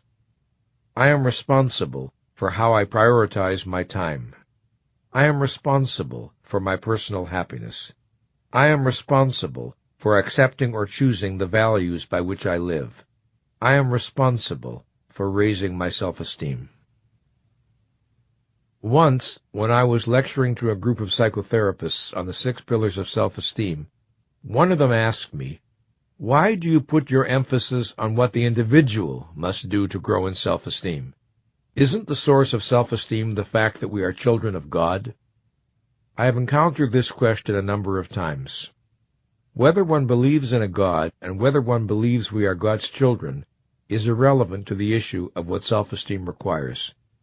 Let us imagine that there is a God and that we are all His, her, its children. In this respect, then, we are all equal.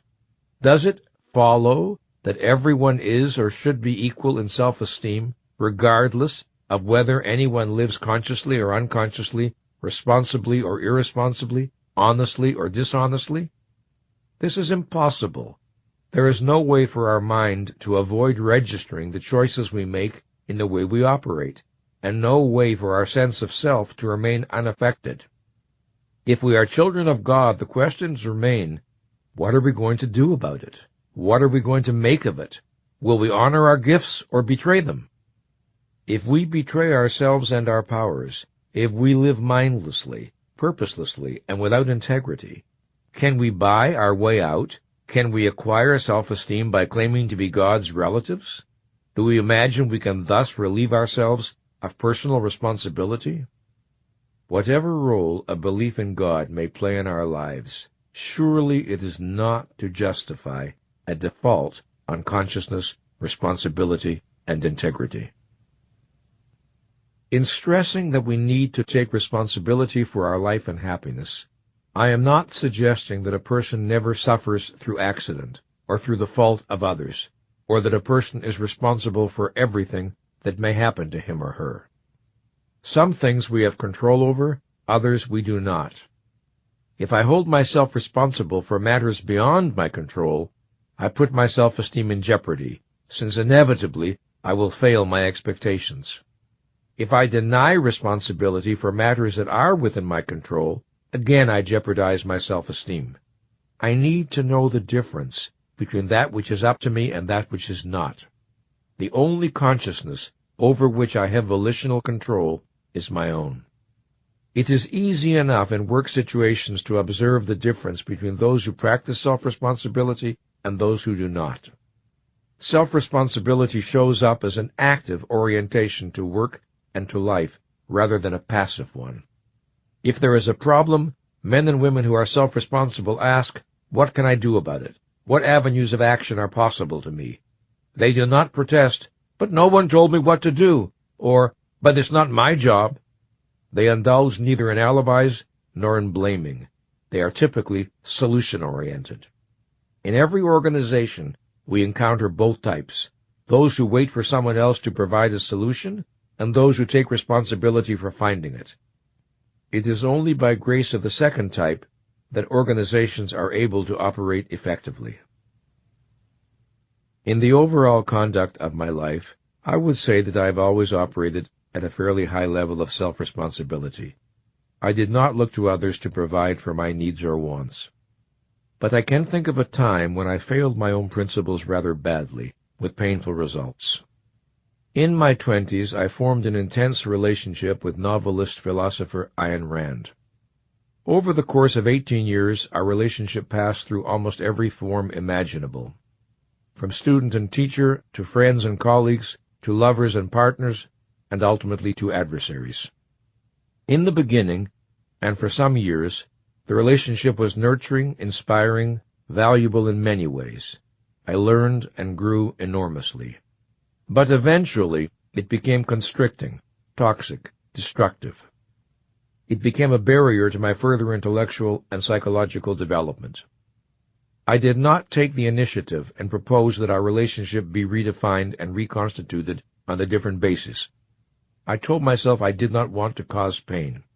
I waited for her to see what I saw. I looked to her rationality and wisdom to reach the decision that would be right for both of us. In effect, I was relating to an abstraction, to the author of The Fountainhead and Atlas Shrugged, rather than the concrete woman in front of me. I did not confront the fact that her agenda was very different from mine and that she was totally absorbed in her own needs. I delayed facing the fact that nothing would change unless I made it change. And because I delayed, I caused suffering and humiliation to us both. I avoided a responsibility that was mine to take. No matter what explanations I gave myself, there was no way for my self-esteem to remain unaffected. Only when I began to take the initiative did I begin the process of regaining what I had lost. We often see this pattern in marriages. One partner sees before the other that the relationship is finished, but he or she does not want to be the bad guy, the one to end things. So instead, manipulation begins, to lead the other to make the first move. It is cruel, degrading, lacking in dignity, and hurtful to both people. It is self-demeaning and self-diminishing. To the extent that I evade responsibility, I inflict wounds on my self-esteem. In accepting responsibility, I build self-esteem. Embracing self-responsibility not merely as a personal preference, but as a philosophical principle, entails one's acceptance of a profoundly important moral idea. In taking responsibility for our own existence, we implicitly recognize that other human beings are not our servants and do not exist for the satisfaction of our needs. We are not morally entitled to treat other human beings as means to our ends, just as we are not a means to theirs. In my therapy practice and my self-esteem groups, I work with a great number of sentence stems that allow clients to explore the psychology of self-responsibility. I offer a representative sampling here. Each morning, as rapidly as possible, write 6 to 10 endings for the following sentence stems. Self-responsibility to me means, at the thought of being responsible for my own existence. If I accepted responsibility for my own existence, that would mean, when I avoid responsibility for my own existence, if I accepted 5% more responsibility for the attainment of my goals, if I took more responsibility for the success of my relationships. Sometimes I keep myself passive by. If you keep a journal and over time write 6 to 10 endings for each of these incomplete sentences, not only will you learn a great deal, but it will be almost impossible not to grow in the practice of self-responsibility. The best way of working is to do the foregoing stems Monday through Friday, then do this weekend stem. If any of what I have been writing this week is true, it might be helpful if I. Having worked with people for so many years, with the aim of building self-esteem, I have always been on the lookout for decisive moments in psychotherapy. Instances when a click seems to occur in the client's mind, a new forward motion begins. One of the most important of such moments is when the client grasps that no one is coming. No one is coming to save me. No one is coming to make life right for me. No one is coming to solve my problems. If I don't do something different, nothing is going to get better. Some years ago, in my group therapy room, we hung on the wall a number of sayings that I often found useful in the course of my work. A client made me a gift of several of these sayings done in needlepoint, each with its own frame. One of these was, "No one is coming." One day a group member with a sense of humor challenged me about it. "Nathaniel, it's not true," he said. "You came." "Correct," I admitted. "But I came to say that no one is coming."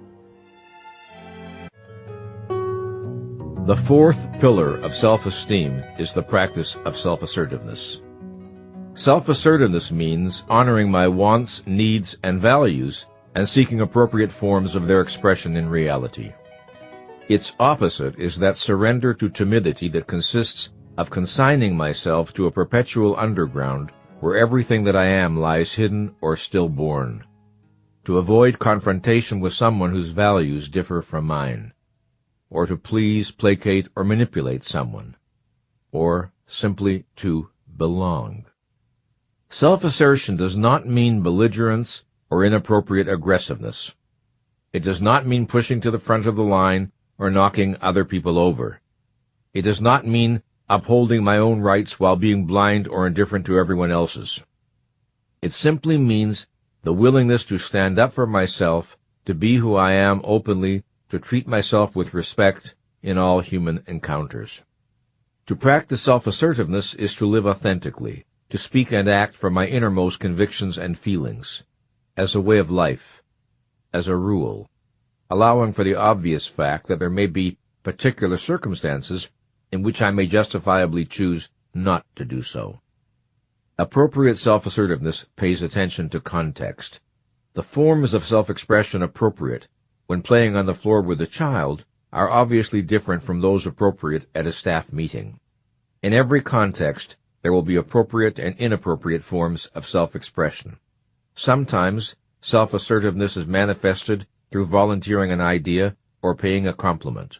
Sometimes, through a polite silence that signals non-agreement. Sometimes, by refusing to smile at a tasteless joke. While appropriate self-expression varies with the context, in every situation there is a choice between being authentic or inauthentic, real or unreal. If we do not want to face this, of course, we will deny that we have such a choice. We will assert that we are helpless.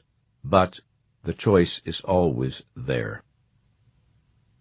Let's examine what self-assertiveness is and is not. The first and basic act of self-assertion is the assertion of consciousness.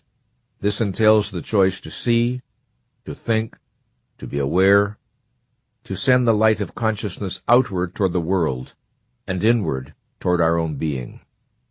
To ask questions is an act of self-assertion. To challenge authority is an act of self-assertion. To think for oneself and to stand by what one thinks is the root of self-assertion. To default on this responsibility is to default on the self at the most basic level. Note that self-assertiveness should not be confused with mindless rebelliousness. Sometimes people who are essentially dependent and fearful choose a form of assertiveness that is self-destructive. It consists of reflexively saying no when their interest would be better served by saying yes. Their only form of self-assertiveness is protest, whether it makes sense or not. We often see this response among teenagers and among adults who have never matured beyond this teenage level of consciousness. While healthy self-assertiveness requires the ability to say no, it is ultimately tested not by what we are against, but by what we are for. A life that consists only of a string of negations is a waste and a tragedy. Self-assertiveness asks that we not only oppose what we deplore, but that we live and express our values. To practice self-assertiveness logically and consistently is to be committed to my right to exist. This proceeds from the knowledge that my life does not belong to others, and that I am not here on earth to live up to someone else's expectations. To many people, this is a terrifying responsibility. It means that mother and father and other authority figures cannot be counted on as protectors. It means they are responsible for their own existence and for generating their own sense of security. To practice self-assertiveness consistently, I need the conviction that my ideas and wants are important. Unfortunately, this conviction is often lacking. When we were young, many of us received signals conveying that what we thought and felt or wanted was not important. It often takes courage to honor what we want and to fight for it. For many people, self-surrender and self-sacrifice are far easier. They do not require the integrity and responsibility that intelligent selfishness requires. Within an organization, self-assertiveness is required not merely to have a good idea, but to develop it, fight for it, work to win supporters for it, do everything within one's power to see that it gets translated into reality. It is the lack of this practice that causes so many potential contributions to die before they are born. As a consultant, when I am asked to work with a team that has difficulty functioning effectively on some project, I often find that one source of the dysfunction is one or more people who do not really participate in the undertaking. Why? Because of some feeling that they do not have the power to make a difference.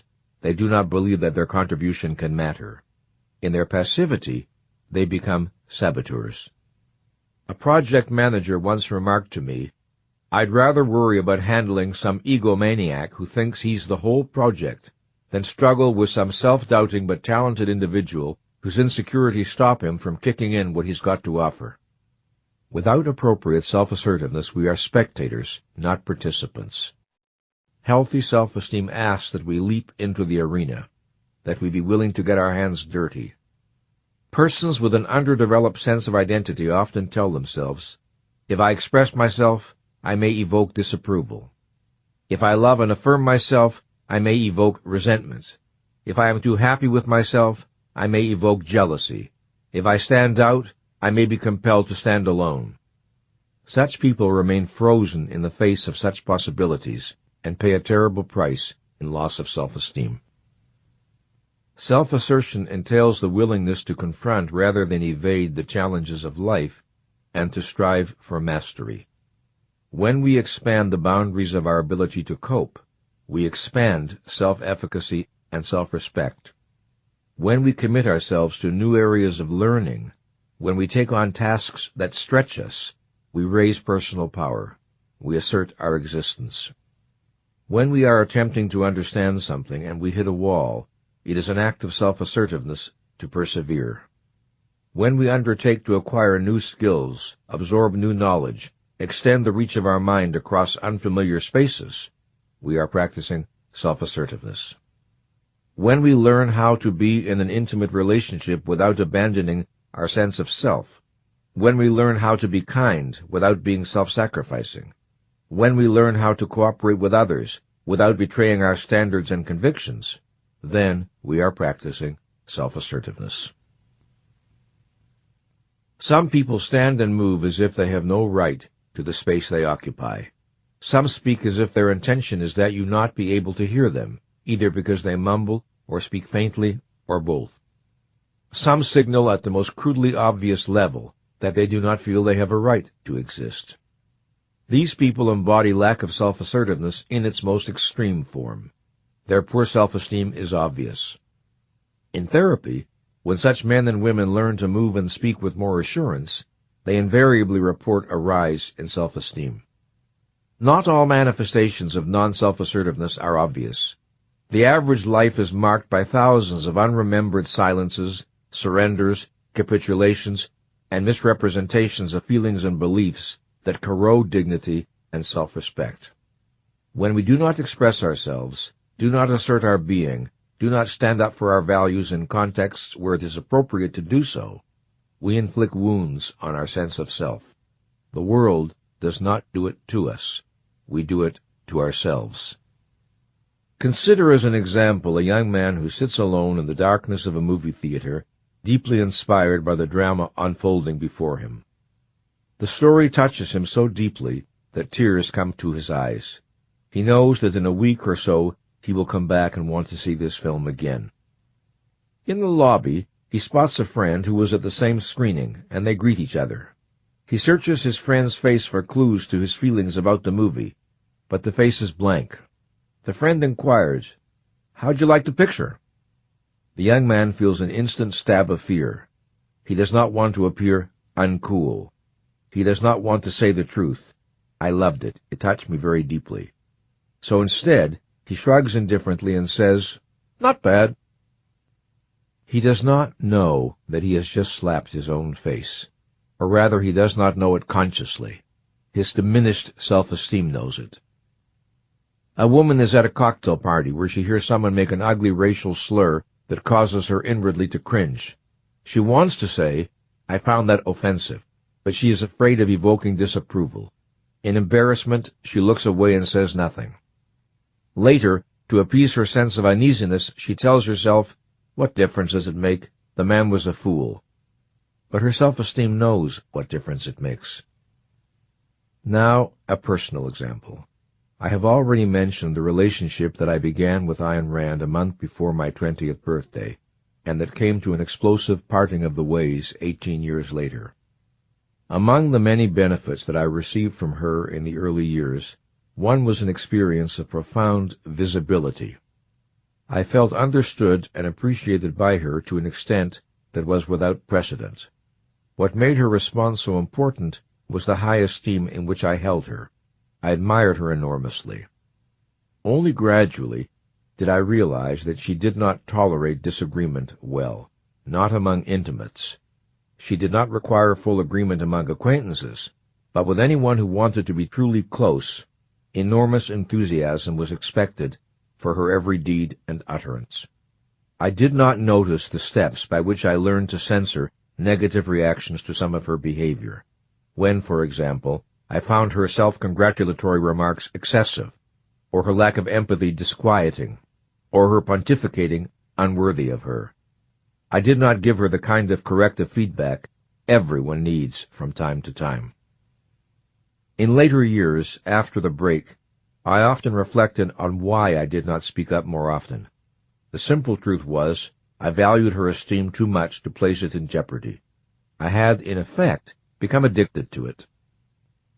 In exchange for the intoxicating gratification of being treated as a demigod by the person I valued above all others, and whose good opinion I treasured above all others, I leashed my self-assertiveness in ways that over time were damaging to my self-regard. In the end, I learned an invaluable lesson. I learned that surrenders of this kind do not work. They merely postpone confrontations that are inevitable and necessary. I learned that the temptation to self-betrayal can sometimes be worst with those about whom we care the most, and I learned that no amount of admiration for another human being can justify sacrificing one's judgment. The following sentence stems can facilitate reaching a deeper understanding of self-assertiveness. Each morning, for each stem, write 6 to 10 endings as rapidly as possible. Self-assertiveness to me means, if I lived 5% more self-assertively today, if I brought more awareness to my deepest needs and wants, if I were willing to voice my thoughts and opinions more often, when I suppressed my thoughts and opinions, and, as before, on the weekend, after reading the week's stems, write 6 to 10 endings for this one. If any of what I have been writing this week is true, it might be helpful if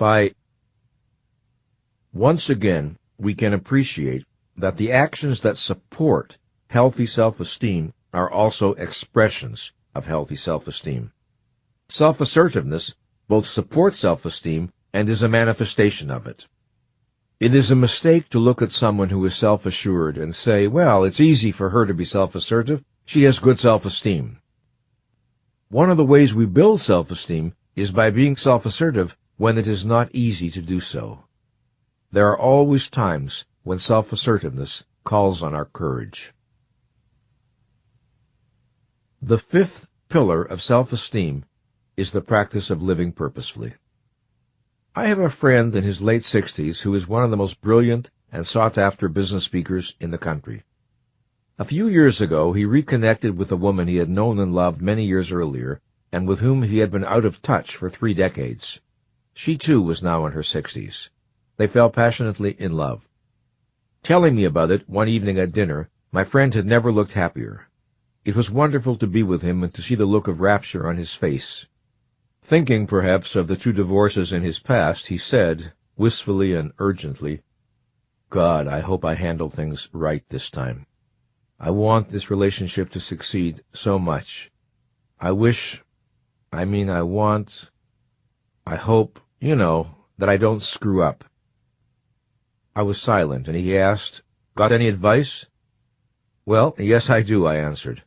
"If you want it to work, you must make it your conscious purpose that it work." He leaned forward intently, and I went on, "I can just imagine what your reaction would be if you were at IBM and some executive said, 'Gee, I hope we handle the marketing of this new product properly. I really want us to succeed with this, and I wish—'" You'd be all over him in a minute saying, "What is this hope stuff? What do you mean you wish?" My advice is to apply what you know about the importance of purpose in business to your personal life. His elated smile said eloquently that he understood. This leads me to the subject of living purposefully. To live without purpose is to live at the mercy of chance, the chance event, the chance phone call, the chance encounter, because we have no standard by which to judge what is or is not worth doing. Outside forces bounce us along like a cork floating on water, with no initiative of our own to set a specific course. Our orientation to life is reactive rather than proactive. We are drifters. To live purposefully is to use our powers for the attainment of goals we have selected. The goal of studying, of raising a family, of earning a living, of starting a new business, of bringing a new product into the marketplace, of sustaining a happy romantic relationship. It is our goals that lead us forward, that call on the exercise of our faculties, that energize our existence. To live purposefully is, among other things, to live productively. Productivity is the act of supporting our existence by translating our thoughts into reality, of setting our goals and working for their achievement, of bringing knowledge, goods, or services into reality. It is not the degree of a person's productive ability that matters here, but the person's choice to exercise such ability as he or she possesses. Nor is it the kind of work selected that is important, but whether a person seeks work that offers an outlet for his or her intelligence, if the opportunity to do so exists. The purposes that move us need to be specific if they are to be realized. I cannot organize my behavior optimally if my goal is merely to do my best. The assignment is too vague. My goal needs to be precisely defined. For example, to exercise on the treadmill for 30 minutes 4 times a week, to earn a specific sum of money in commissions by the end of the year, to achieve a specific market niche by a specific means, by a specific target date. With such specificity, I am able to monitor my progress, compare intentions with results, modify my strategy or my tactics in response to new information, and be accountable for the results I produce. To live purposefully is to be concerned with these questions. What am I trying to achieve? How am I trying to achieve it? Why do I think these means are appropriate? Does the feedback from the environment convey that I am succeeding or failing? Is there new information that I need to consider?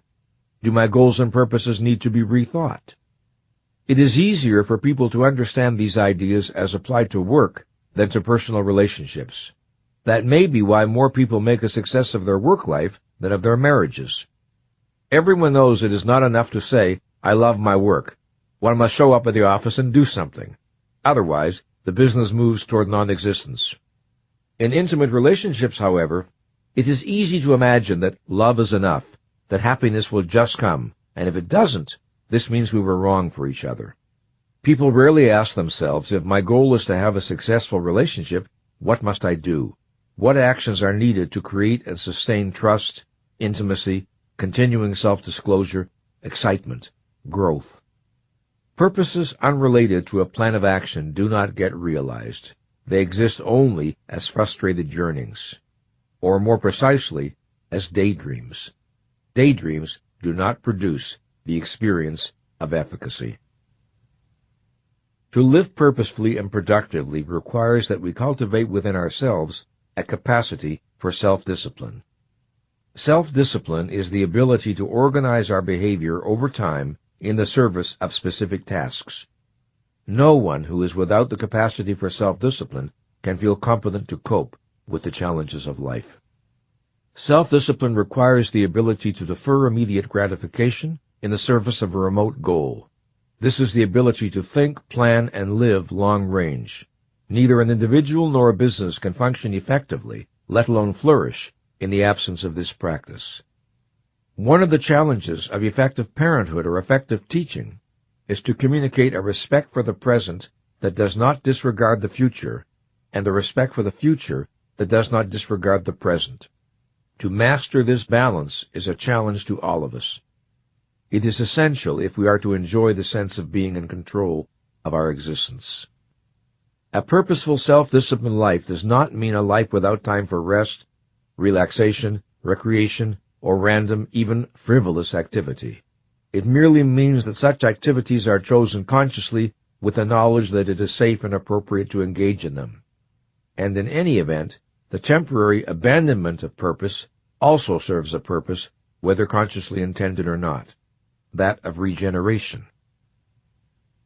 The practice of living purposefully entails the following 4 core issues. 1.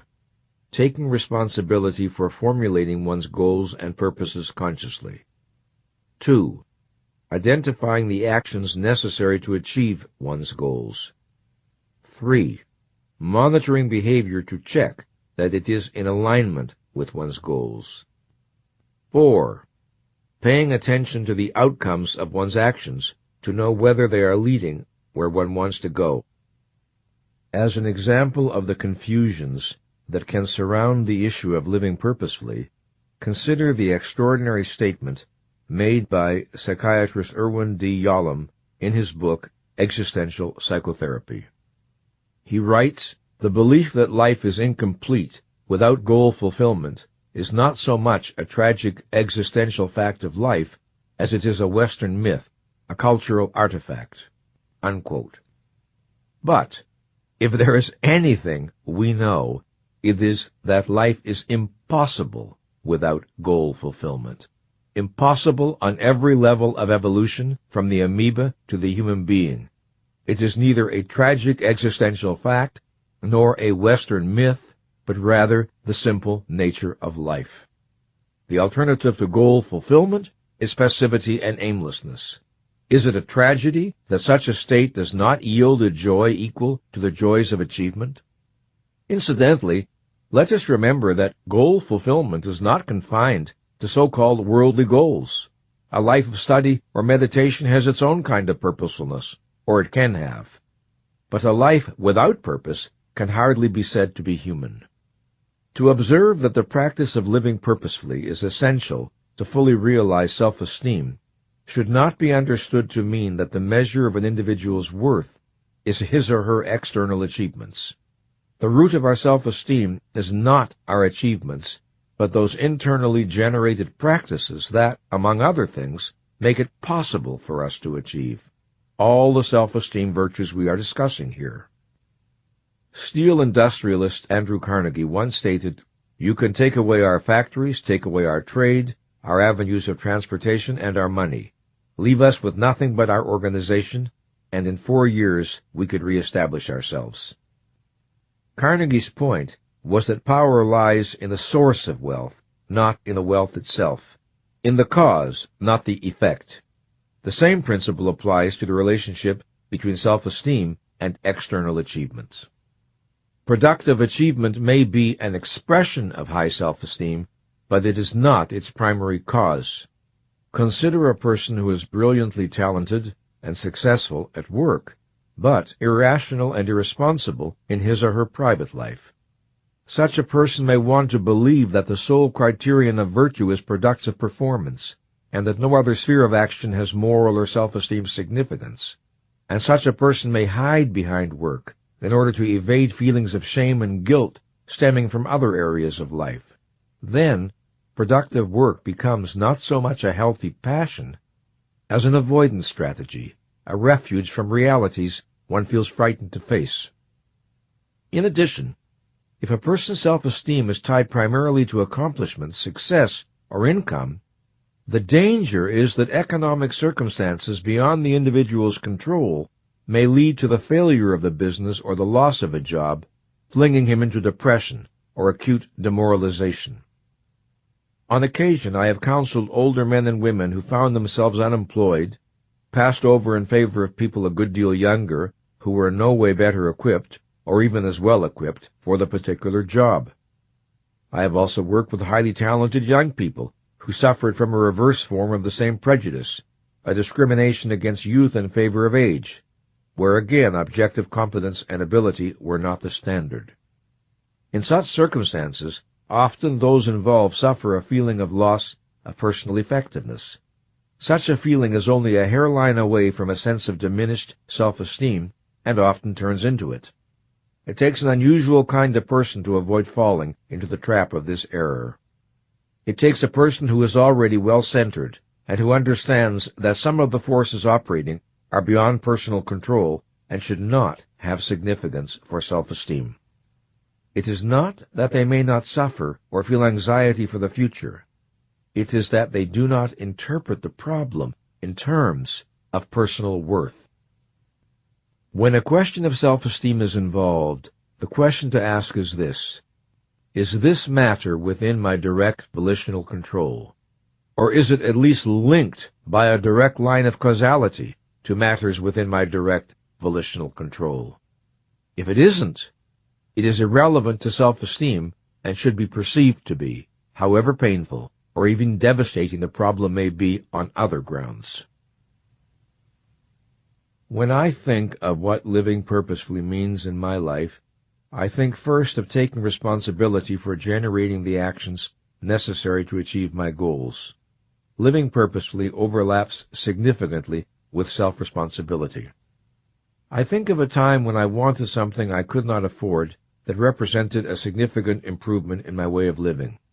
A fairly large expenditure of money was involved. For several years I remained uncharacteristically passive about finding a solution. Then one day I had a thought that certainly was not new to me, and yet somehow had fresh impact. If I don't do something, nothing is going to change. This jolted me out of my procrastination, of which I had been dimly aware for a long time, but had not confronted. I proceeded to conceive and implement a project that was stimulating, challenging, profoundly satisfying and worthwhile, and that produced the additional income I needed. In principle, I could have done it several years earlier. However, only when I became bored and irritated with my own procrastination. Only when I decided to commit myself to finding a solution over the next few weeks. Only when I applied what I know about living purposely to my own situation. Only then did I launch myself into action and toward the solution. When I did, I noticed that not only was I happier, but also that my self-esteem rose. When I told this story in one of my self-esteem groups, I was challenged by someone who said, "That's okay for you, but not everyone is in a position to develop new projects. What are we to do?" I invited him to talk about his own procrastination and about the unfulfilled desire involved. If you made it your conscious purpose to achieve that desire, I asked, what might you do? And, after a bit of good-natured prompting, he began to tell me. Here are some stem sentences that my clients find helpful in deepening their understanding of the ideas we've been discussing. Living purposefully to me means, if I bring 5% more purposefulness to my life today, if I operate 5% more purposefully in my marriage, if I operate 5% more purposefully with my friends, if I am 5% more purposeful about my deepest yearnings, and once again, as a summary weekend sentence stem, if any of what I have been writing this week is true, it might be helpful if I... Living purposefully is a fundamental orientation that applies to every aspect of our existence. It means that we live and act by intention. It is a distinguishing characteristic of those who enjoy a high level of control over their life. The sixth pillar of self-esteem is the practice of personal integrity. As we mature and develop our own values and standards, or absorb them from others, the issue of personal integrity assumes increasing importance in our self-assessment. Integrity is the integration of ideals, convictions, standards, beliefs, and behavior.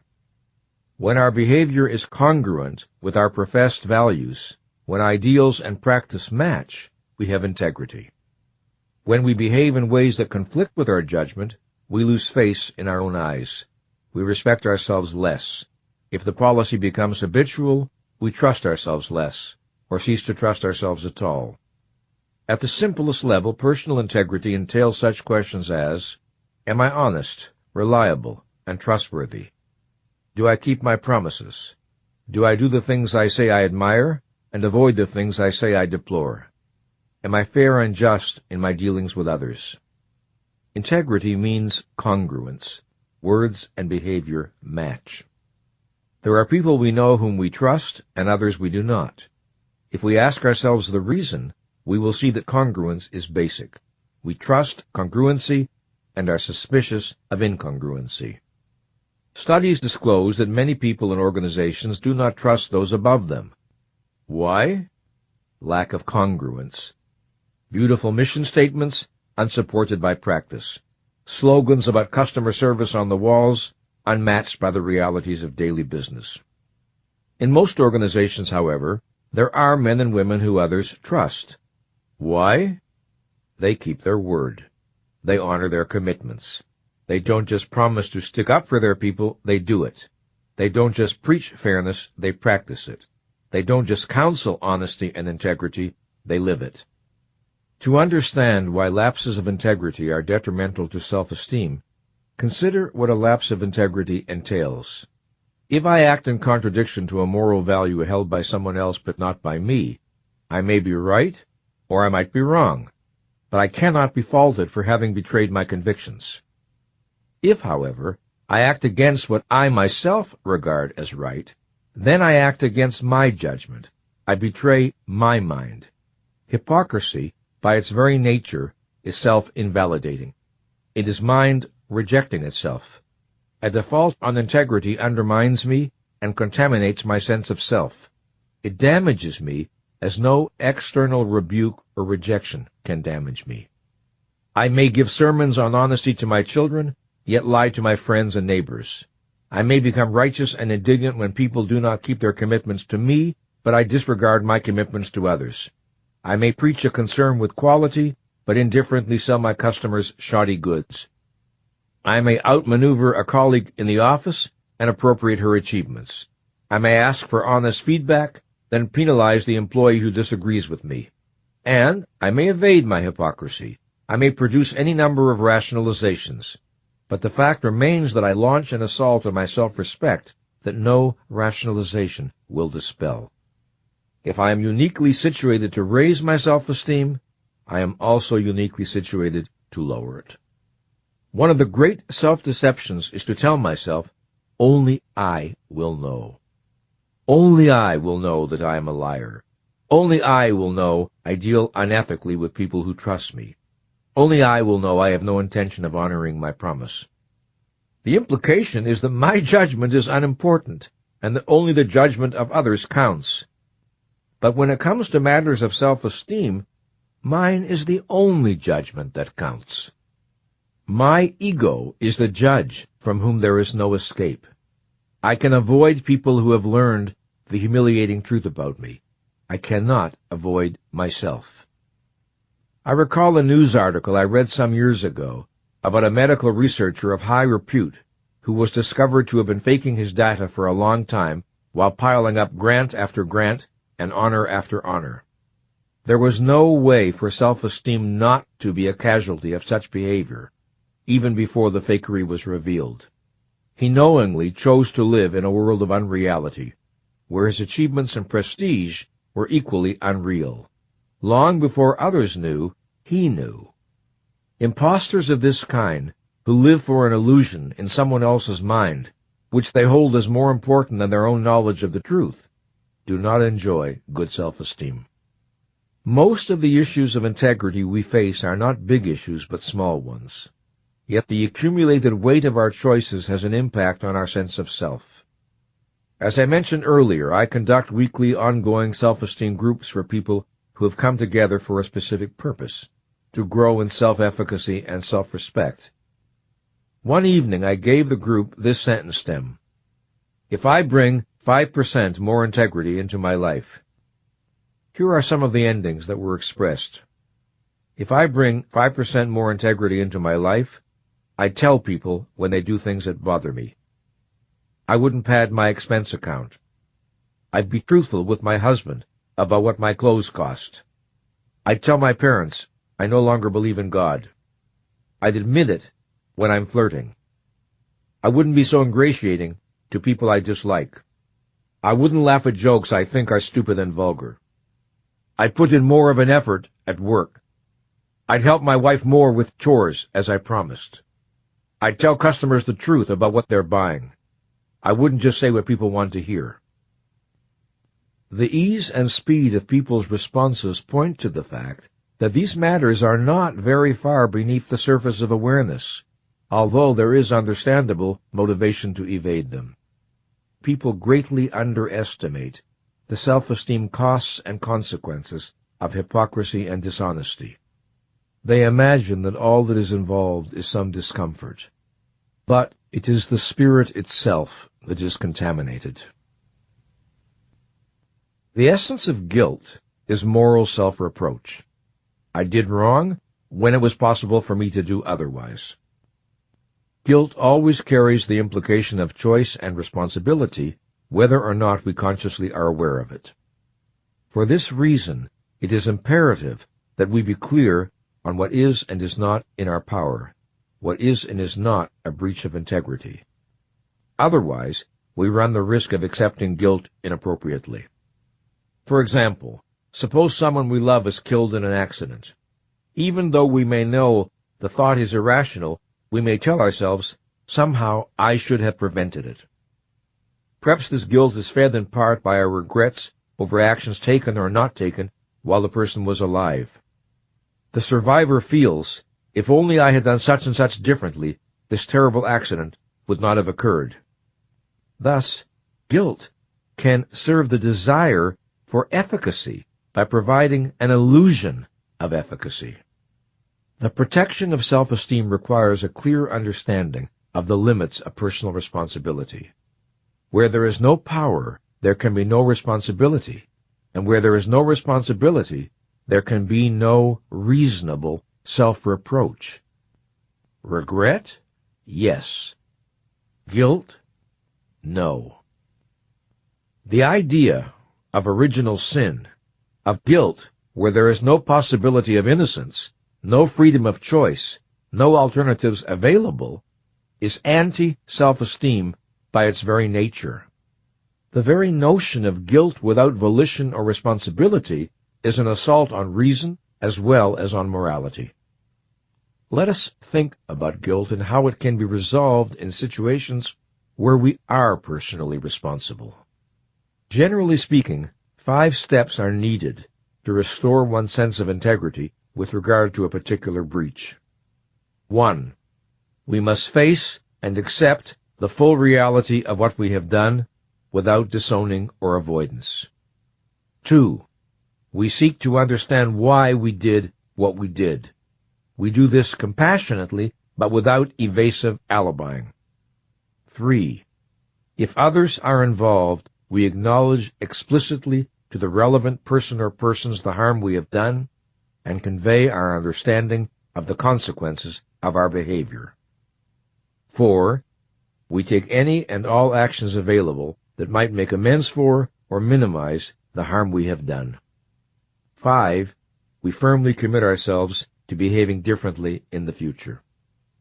Without all these steps, we may continue to feel guilty over some wrong behavior, even though it happened years ago, even though our psychotherapist might have told us everyone makes mistakes, and even though the person we have wronged may offer forgiveness. None of that may be enough. Self-esteem remains unsatisfied.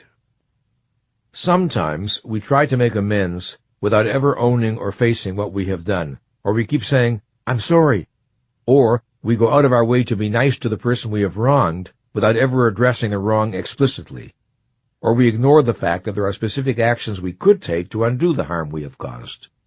Sometimes, of course, there is no way to undo the harm, and we must accept and make our peace with that. But if we do not do what is possible and appropriate, guilt tends to linger on. When guilt is a consequence of failed integrity, nothing less than an act of integrity can redress the breach. While it is easy enough to recognize at a common-sense level the relationship between self-esteem and integrity, the issue of living up to our standards is not always simple. What if our standards are irrational or mistaken? We may accept or absorb a code of values that does violence to our nature and needs. For example, certain religious teachings implicitly or explicitly damn sex, damn pleasure, damn the body, damn ambition, damn material success, damn, for all practical purposes, the enjoyment of life on earth. If children are indoctrinated with these teachings, what will the practice of integrity mean in their lives? Some elements of quote-unquote hypocrisy may be all that keeps them alive. Once we see that living up to our standards appears to be leading us toward self-destruction, the time has come to question our standards rather than simply resigning ourselves to living without integrity. We must summon the courage to challenge some of our deepest assumptions concerning what we have been taught to regard as the good. One area in which integrity and living consciously clearly intersect is in the need to reflect on the values we have been taught, the shared assumptions of our family or culture, and the roles we may have been assigned. We need to question whether they fit our own perceptions and understanding, or whether they do violence to the deepest and best within us, to what is sometimes called our true nature. One of the penalties for living unconsciously is that of enduring unrewarding lives in the service of self-stultifying ends never examined or not chosen with awareness by the individuals involved. The higher the level of consciousness at which we operate, the more we live by explicit choice, and the more naturally does integrity follow as a consequence. Discussing the complexities of moral decision-making in a lecture, I was once asked what I thought of Joseph Campbell's counsel to, quote, follow your own bliss. Did I believe it was ethically appropriate? I answered that while I liked what I believed to be Campbell's basic intention, his statement could be dangerous if divorced from a rational context. I suggested this modification. Live consciously, take responsibility for your choices and actions, respect the rights of others, and follow your own bliss. I added that as a piece of moral advice, I loved the Spanish proverb, take what you want, said God, and pay for it. But of course, complex moral decisions cannot be made simply on the basis of statements such as these, helpful though they may sometimes be. A moral life requires serious reflection. I have said that moral decisions are not always easy, and that sometimes, rightly or wrongly, we experience our choices as agonizingly complex and difficult. To offer a personal example, many years ago I was married to a woman I was very attached to, but no longer loved. My romance with Ayn Rand was fading, but not officially terminated. Both relationships were painfully unresolved when I met and fell passionately in love with a third woman I would later marry, Patricia, who would die at the age of 37. For a long time, my mind was a chaos of conflicting loyalties, and I handled things very badly. I did not tell the truth to my wife or to Ayn as soon as I could have. Never mind the reasons. Reasons do not alter facts. It was a long road, but at its end was painfully acquired knowledge I had possessed at the beginning. That knowledge was that the truth had to be told, and that by procrastinating and delaying, I merely made the consequences for everyone more terrible. I succeeded in protecting no one, least of all myself. If part of my motive was to spare people I cared about, I inflicted a worse pain than they would otherwise have experienced. If part of my motive was to protect my self-esteem by avoiding a conflict between my values and loyalties, it was my self-esteem that I damaged. Lies do not work. If we examine our lives, we may notice that our practice of integrity exhibits inconsistencies. There are areas where we practice it more and areas where we practice it less. Rather than evade this fact, it is useful to explore it. It is worthwhile to consider what stands in the way of my practicing integrity in every area of my life. What would happen if I lived my values consistently? Here are sentence stems that can aid the process of exploration. Integrity to me means, if I bring 5% more integrity to my work, if I bring 5% more integrity to my personal relationships, if I am willing to look at the areas where I do not practice integrity. On the weekend, again work with this sentence stem. If any of what I have been writing this week is true, it might be helpful if you choose to bring a high level of awareness to what you produce. In doing these sentence stems, you may discover that living with greater integrity has become realizable. In a world where we regard ourselves and are regarded by others as accountable for our actions, the practice of integrity is relatively easier than in a world where the principle of personal accountability is absent.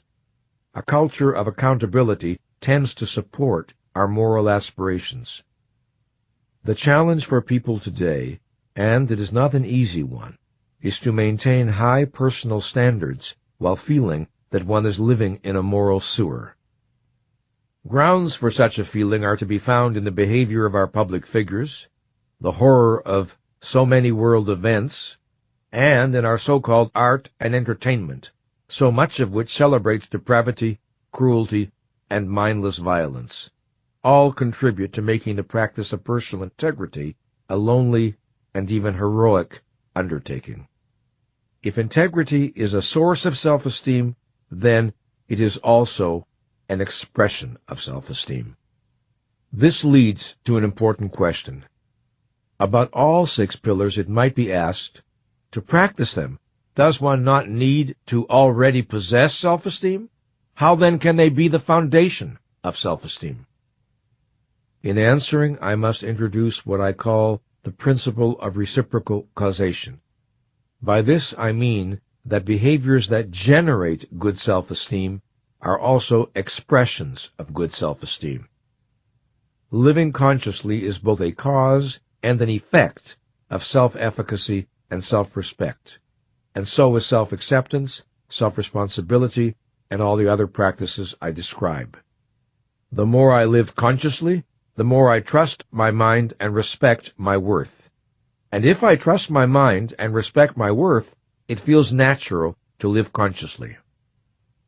The more I live with integrity, the more I enjoy good self-esteem. And if I enjoy good self-esteem, it feels natural to live with integrity. Another noteworthy aspect of the dynamics involved here is that the practice of these virtues over time tends to generate a felt need for them. If I habitually operate at a high level of consciousness, unclarity and fog in my awareness will make me uncomfortable.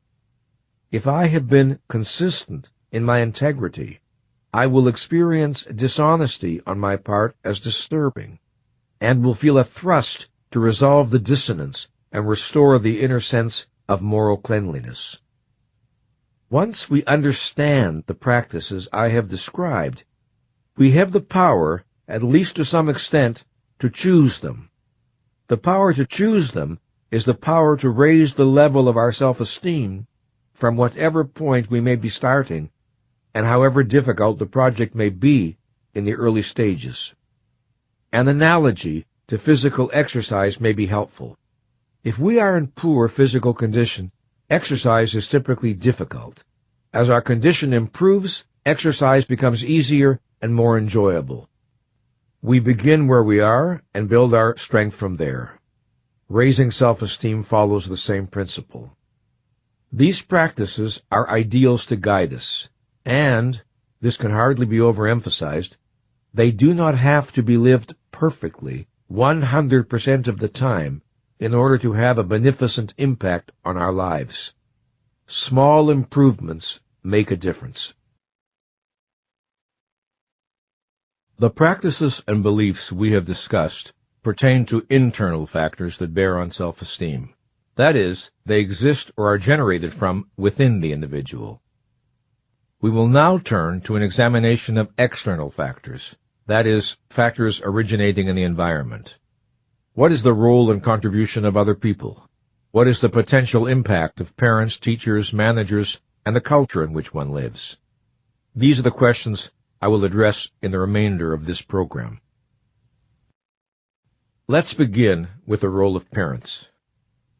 The proper aim of parental nurturing is to prepare a child for independent survival as an adult. An infant begins in a condition of total dependency. If his or her upbringing is successful, the young man or woman will evolve out of that dependency into a self-respecting and self-responsible human being who is able to respond to the challenges of life competently and enthusiastically. It is an old and excellent adage that effective parenting consists, first, of giving a child roots to grow, and then wings to fly, the security of a firm base, and the self-confidence one day to leave it. Children do not grow up in a vacuum. They grow up in a social context. Parental behavior alone does not decide the course of a child's psychological development. Apart from the fact that sometimes the most important influence in a child's life is a teacher, or a grandparent, or a neighbor, external factors are only part of the story, never the whole. We are beings whose consciousness is volitional. So, beginning in childhood and continuing throughout our life, we make choices that have consequences for the kind of person we become and the level of self-esteem we attain. To say that parents can make it easier or harder for a child to develop healthy self-esteem is to say that parents can make it easier or harder for a young person to learn the 6 practices and make them a natural and integral part of his or her life. The 6 practices provide a standard for assessing parental policies. Do these policies encourage or discourage consciousness, self-acceptance, self-responsibility, self-assertiveness, purposefulness, and integrity? Do they raise or lower the probability that a child will learn self-esteem supporting behaviors? A child who is treated with love tends to internalize the feeling and to experience him or herself as lovable. Love is conveyed by verbal expression, nurturing actions, and the joy and pleasure we show in the sheer fact of the child's being.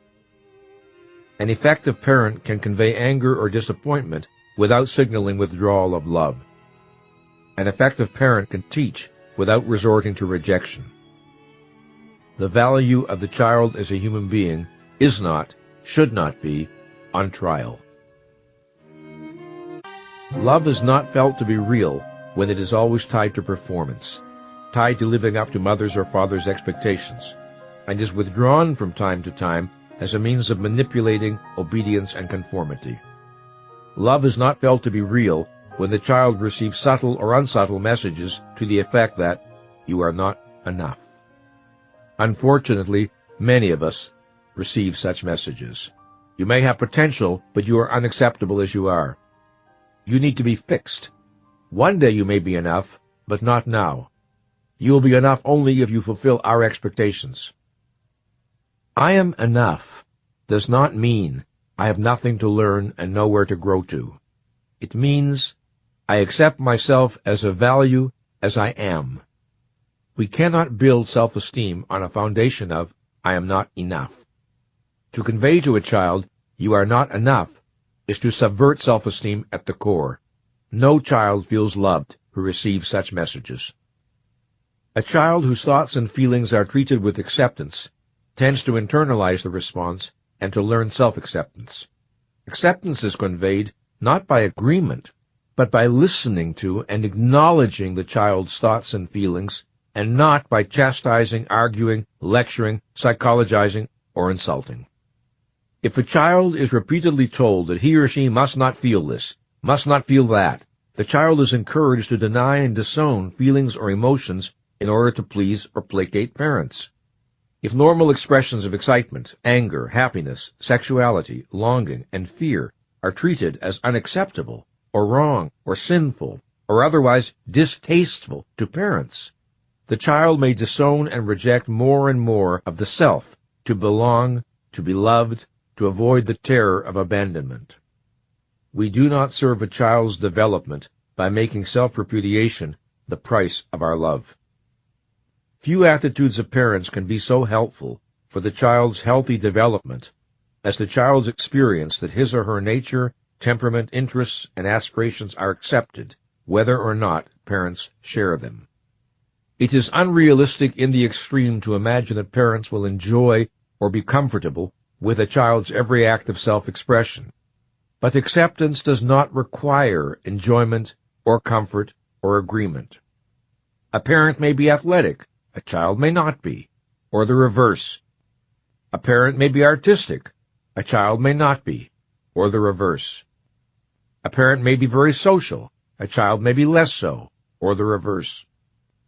A parent may be competitive, a child may not be, or the reverse. If differences are accepted, self-esteem can grow. A child who receives respect from adults tends to learn self-respect. Respect is conveyed by addressing a child with the courtesy one normally extends to adults. As child psychologist Chaim Gnat used to observe, if a visiting guest accidentally spills a drink, we do not say, "Oh, you're so sloppy, what's the matter with you?" But then why do we think such statements are appropriate for our children, who are much more important to us than the visitor? Parents need to be informed. Be careful what you say to your children. They may agree with you. Before calling a child stupid or clumsy or bad or a disappointment, consider the question, is this how I want my child to experience him or herself? If a child grows up in a home where everyone deals with everyone else with natural, good-natured courtesy, he or she learns principles that apply both to self and to others. Respect of self and others feels like the normal order of things, which, properly, it is. Especially important for the nurturing of a child's self-esteem is the experience of what I have called psychological visibility. If I say or do something and you respond in a way that I perceive as congruent in terms of my own behavior, I feel seen and understood by you. For example, if I become playful and you become playful in turn, or if I express joy and you show understanding of my state, or if I express sadness and you convey empathy, or if I do something I am proud of and you smile in admiration, I feel visible. In contrast, if I say or do something and you respond in a way that makes no sense to me in terms of my own behavior, I do not feel seen and understood. If I become playful and you react as if I were being hostile, or if I express joy and you display impatience and tell me not to be silly, or if I express sadness and you accuse me of pretending, or if I do something I am proud of and you react with condemnation, I feel invisible. To feel visible to you, I do not require your agreement with what I'm doing, or feeling, or saying. We might hold different viewpoints. But if we show understanding of what the other is saying, and if our responses are congruent in terms of that, we can continue to feel visible to each other. A child has a natural desire to be seen, heard, understood, and responded to appropriately. To a self that is still forming, this need is particularly urgent. This is one of the reasons a child will look to a parent for a response after having taken some action. If a child says, unhappily, "I didn't get the part in my school play," and mother answers empathetically, "That must hurt," the child feels visible. What does a child feel if mother answers sharply, "Do you think you're always going to get what you want in life?" If a child bursts into the house, full of joy and excitement, and mother says, smiling, "You're happy today," the child feels visible. What does a child feel if mother screams, "Do you have to make so much noise? What is the matter with you?" When we convey love, appreciation, empathy, acceptance, and respect, we make a child visible. When we convey indifference, scorn, condemnation, and ridicule, we drive the child's self into the lonely underground of invisibility. If we are to love effectively, whether the object is our child, our mate, or a friend, the ability to provide the experience of visibility is essential. and in giving this experience to our child, we model a practice that he or she may learn to emulate. Loving parents concerned to support the self-esteem of their children may believe that the way to do it is with praise. But inappropriate praise can be as harmful to self-esteem as inappropriate criticism. Many years ago, I learned from Chaim Ganat an important distinction, that between evaluative praise and appreciative praise. Evaluative praise does not serve a child's interests. In contrast, appreciative praise can be productive both in supporting self-esteem and in reinforcing desired behavior. To quote from Ganat's book, Teacher and Child, "In psychotherapy, a child is never told, 'You are a good little boy. You are doing great.' Judgmental praise is avoided. Why? Because it is not helpful. It creates anxiety, invites dependency, and evokes defensiveness. It is not conducive to self-reliance, self-direction, and self-control." Unquote. If we state what we like and appreciate about the child's actions and accomplishments, we remain factual and descriptive. We leave it to the child to do the evaluating. Ganat offers this example of the process. Quote, "Marcia, age 12, helped the teacher rearrange the books in the class library. The teacher avoided personal praise such as, 'You did a good job,' or 'You're a hard worker.' Instead, she described what Marcia had accomplished.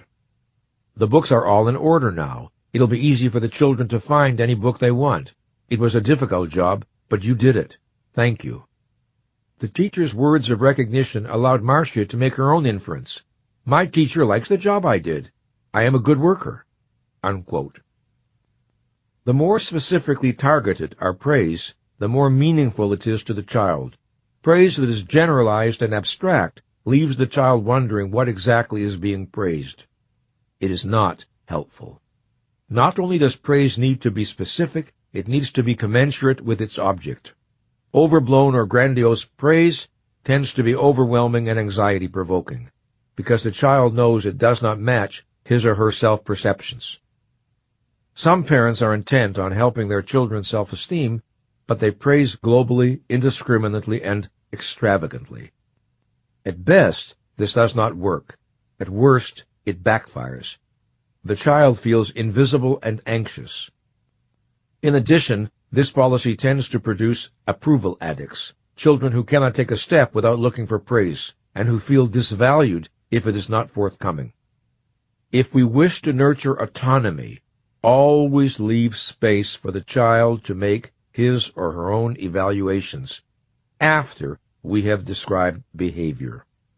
Leave the child free of the pressure of our judgments. Help create a context in which independent thinking can occur. As to criticism, it needs to be directed only at the child's behavior, never at the child. The principle is this: describe the behavior, describe your feelings about it, describe what you want done, if anything, and omit character assassination. No good purpose is ever served by assaulting a child's self-esteem. This is the first rule of effective criticism. We do not inspire better behavior by impugning a child's worth, intelligence, morality, character, intentions, or psychology. No one was ever made good by being informed he or she was bad. Attacks on self-esteem tend to increase the likelihood that the unwanted behavior will happen again. The child thinks, since I am bad, I will behave badly. There is perhaps nothing more important to know about children than that they need to make sense out of their experience. In effect, they need to know that the universe is rational. They need to know that human existence is knowable, predictable, and stable. On that foundation, they can build a sense of efficacy. Without it, the task is worse than difficult. Sanity in family life is one of a child's most urgent needs if healthy development is to be possible. What does sanity mean in this context? It means adults who, for the most part, say what they mean and mean what they say. It means rules that are understandable, consistent, and fair. It means not being punished today for behavior that was ignored or even rewarded yesterday. It means a home in which reality is appropriately acknowledged. It means parents who practice what they preach, who are willing to admit when they make mistakes and apologize when they know they have been unfair or unreasonable. It means parents who reward and reinforce consciousness in a child rather than discourage and penalize it. If, instead of obedience, we want cooperation from our children, if, instead of conformity, we want self-responsibility, we can achieve it in a home environment that supports the child's mind. We cannot achieve it in an environment intrinsically hostile to the exercise of mind. We want to teach our children healthy ideas and values. Ideas and values are most powerfully communicated when they are embedded into family life, rooted into the being of the parents. Regardless of what we think we're teaching, we teach what we are. We need not pretend to our children that we are perfect. We can acknowledge our struggles and admit our mistakes. The likelihood is that the self-esteem of everyone in the family will benefit. In supporting and nurturing the self-esteem of our children, we support and nurture our own.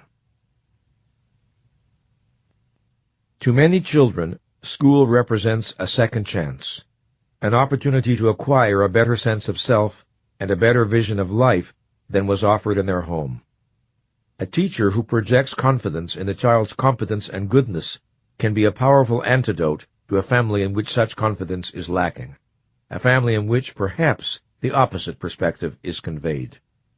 A teacher who refuses to accept a child's negative self-concept and relentlessly holds to a better view of the child's potential has the power sometimes to save a life. But for some children, school is a legally enforced incarceration at the hands of teachers who lack either the self-esteem or the training or both to do their jobs properly. These are teachers who do not inspire, but humiliate. They do not speak the language of courtesy and respect, but of ridicule and sarcasm. They do not motivate by offering values, but by evoking fear. They do not believe in the child's possibilities, they believe only in limitations. They do not light fires in minds, they extinguish them. Who cannot recall encountering at least one such teacher during one's school years? Most teachers want to make a positive contribution to the minds entrusted to their care. If they sometimes do harm, it is not by intention. And today, most are aware that one of the ways they can contribute is by nurturing the child's self-esteem.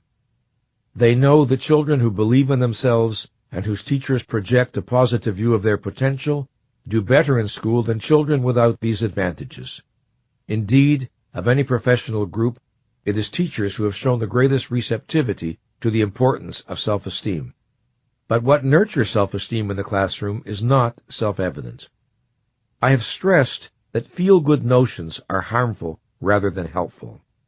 Yet if one examines the proposals offered to teachers on how to raise student self-esteem, many are the kind of trivial nonsense that give self-esteem a bad name.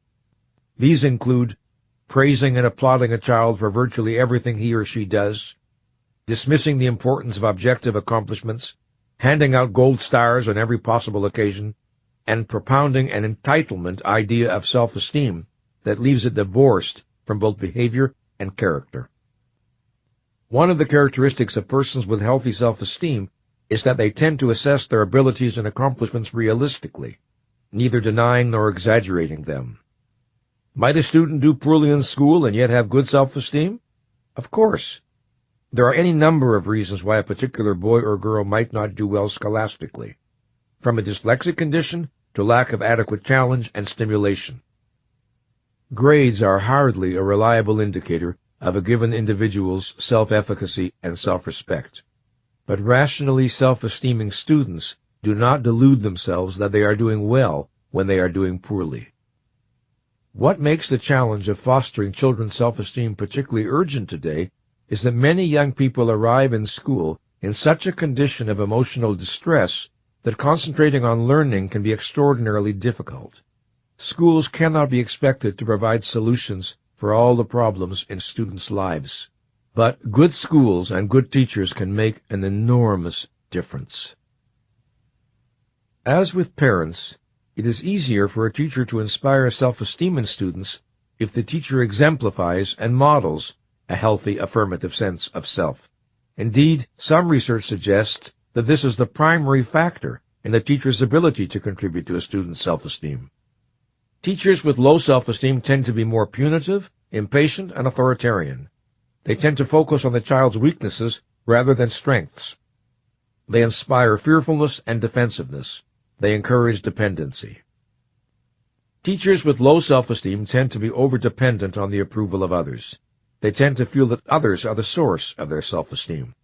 Therefore, they are hardly in a position to teach that self-esteem must be generated primarily from within.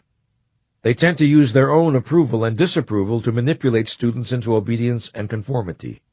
They teach that self-esteem comes from adult and peer approval. They convey an external approach to self-esteem rather than an internal one, thereby deepening whatever self-esteem problems students already have. Children watch teachers in part to learn appropriate adult behavior. If they see ridicule and sarcasm, often they learn to use it themselves. If they hear the language of disrespect and cruelty, it tends to show up in their own verbal responses. If, in contrast, they see benevolence and an emphasis on the positive, they may learn to integrate that into their own responses. If they witness fairness, they may absorb the attitude of fairness. If they see self-esteem, they may decide it is a value worth acquiring. What a great teacher, a great parent, a great psychotherapist, and a great coach have in common is a deep belief in the potential of the person with whom they are concerned. They possess a conviction about what that person is capable of being and doing, plus the ability to transmit that conviction during their interactions. Teachers with good self-esteem are likely to understand that if they wish to nurture the self-esteem of another, they need to relate to that person from their vision of his or her worth and value, providing an experience of acceptance and respect. They know that most of us tend to underestimate our inner resources, and they keep that knowledge central in their awareness. Most of us are capable of more than we believe. When teachers remain clear about this, others can acquire this understanding from them, almost by contagion. One of the painful things about being a child is that one tends not to be taken seriously by adults. Whether one is dismissed discourteously or praised for being cute, most children are not used to having their dignity as human beings respected. So, a teacher who treats all students with courtesy and respect sends a signal to the class. You are now in an environment where different rules apply than those you may be used to. In this world, your dignity and feelings matter. In this simple way, a teacher can begin to create an environment that supports self-esteem. Sometimes a child is not fully aware of his or her assets. It is the teacher's job to facilitate that awareness. This has nothing to do with phony compliments. Every child does some things right. Every child has some assets. They must be found, identified, and nurtured. A teacher should be a prospector looking for gold. Try to think back to what it would have been like to be in a class where the teacher felt there was no more urgent task than to discover the good in you, your strengths and virtues, and to help you become more aware of them. Would that have inspired the best in you? Would that be an environment in which you were motivated to grow and learn? In every classroom, there are rules that must be respected, of course, if learning is to progress and tasks are to be accomplished. Rules can be imposed by dint of the teacher's power, or they can be explained in such a way as to engage the mind and understanding of the student. A teacher can think about rules in one of two ways. She or he can wonder, how can I make students do what needs to be done? Or he or she can wonder, how can I inspire students to want to do what needs to be done? The first orientation is necessarily adversarial and at best achieves obedience while encouraging dependency. The second orientation is benevolent and achieves cooperation, while encouraging self-responsibility. Which approach a teacher feels more comfortable with has a good deal to do with his or her own sense of efficacy as a person. If low self-esteem can impel some teachers to rigid, punitive, even sadistic behavior, it can impel others to the kind of mushy permissiveness that signals a complete absence of authority, with classroom anarchy as the result. Compassion and respect do not imply lack of firmness. A capitulation to disruptive elements in the class means abdication of the teacher's responsibilities. Competent teachers understand the need for standards of acceptable behavior, but they also understand that toughness need not and should not entail insults or responses aimed at demeaning anyone's sense of personal value. One of the characteristics of a superior teacher is mastery of this challenge. To achieve the results they want, teachers sometimes have to exercise imagination. One teacher I know solved a classroom problem by gravely asking the biggest, noisiest boy in the class, when they were alone, if he could help her by exercising his natural leadership abilities to persuade some of the others to be more orderly. The boy looked a bit disoriented, evidently not knowing how to answer, but peace quickly prevailed, and the boy responsible felt proud of himself. The frustrations, pressures, and challenges teachers face test their self-esteem, energy, and dedication every day. To preserve throughout their careers the vision with which the best of them started, to hold fast to the idea that the business they are in is that of setting minds on fire, is a heroic project. The work they are doing could not be more important, yet to do it well, they need to embody that which they wish to communicate. A teacher who does not operate at an appropriate level of consciousness cannot model living consciously for his or her students. A teacher who is not self-accepting will be unable successfully to communicate self-acceptance. A teacher who is not self-responsible will have a difficult time persuading others of the value of self-responsibility. A teacher who is afraid of self-assertiveness will not inspire its practice in others. A teacher who is not purposeful is not a good spokesperson for the practice of living purposefully. A teacher who lacks integrity will be severely limited in the ability to inspire it in others. If their goal is to nurture self-esteem in those entrusted to their care, then teachers, like parents, like psychotherapists, like all of us, need to begin by working on their own. One arena in which this can be done is the classroom itself. Just as parenting can be a spiritual discipline, a path for personal development, so can teaching. The challenges each venue presents can be turned into vehicles for personal growth. Now, I want to focus on the world of work, on the challenges to economic adaptiveness, both for individuals and organizations. In an economy in which knowledge, information, creativity, and their translation into innovation are the source of wealth and of competitive advantage, there are distinct challenges both to individuals and to organizations. To individuals, whether as employees or as self-employed professionals, the challenges include to acquire appropriate knowledge and skills and to commit oneself to a lifetime of continuous learning, which the rapid growth of knowledge makes mandatory, to work effectively with other human beings, which includes skill in written and oral communication, the ability to participate in non-adversarial relationships, understanding how to build consensus through give and take, and willingness to assume leadership and motivate co-workers when necessary. Finally, to manage and respond appropriately to change. To organizations, the challenges include to respond to the need for a constant stream of innovation by cultivating a discipline of innovation and entrepreneurship into the mission, strategies, policies, practices, and reward system of the organization, to go beyond paying lip service to the importance of the individual by designing a culture in which initiative, creativity, self-responsibility, and contribution are fostered and rewarded, and finally, to recognize the relationship between self-esteem and performance, and to think through and implement policies that support self-esteem. This demands recognizing and responding to the individual's need for a sane, intelligible, non-contradictory environment that a mind can make sense of for learning and growth, for achievement, for being listened to and respected, and for being allowed to make responsible mistakes. Leaders do not usually ask themselves, how can we create a self-esteem supporting culture in our organization?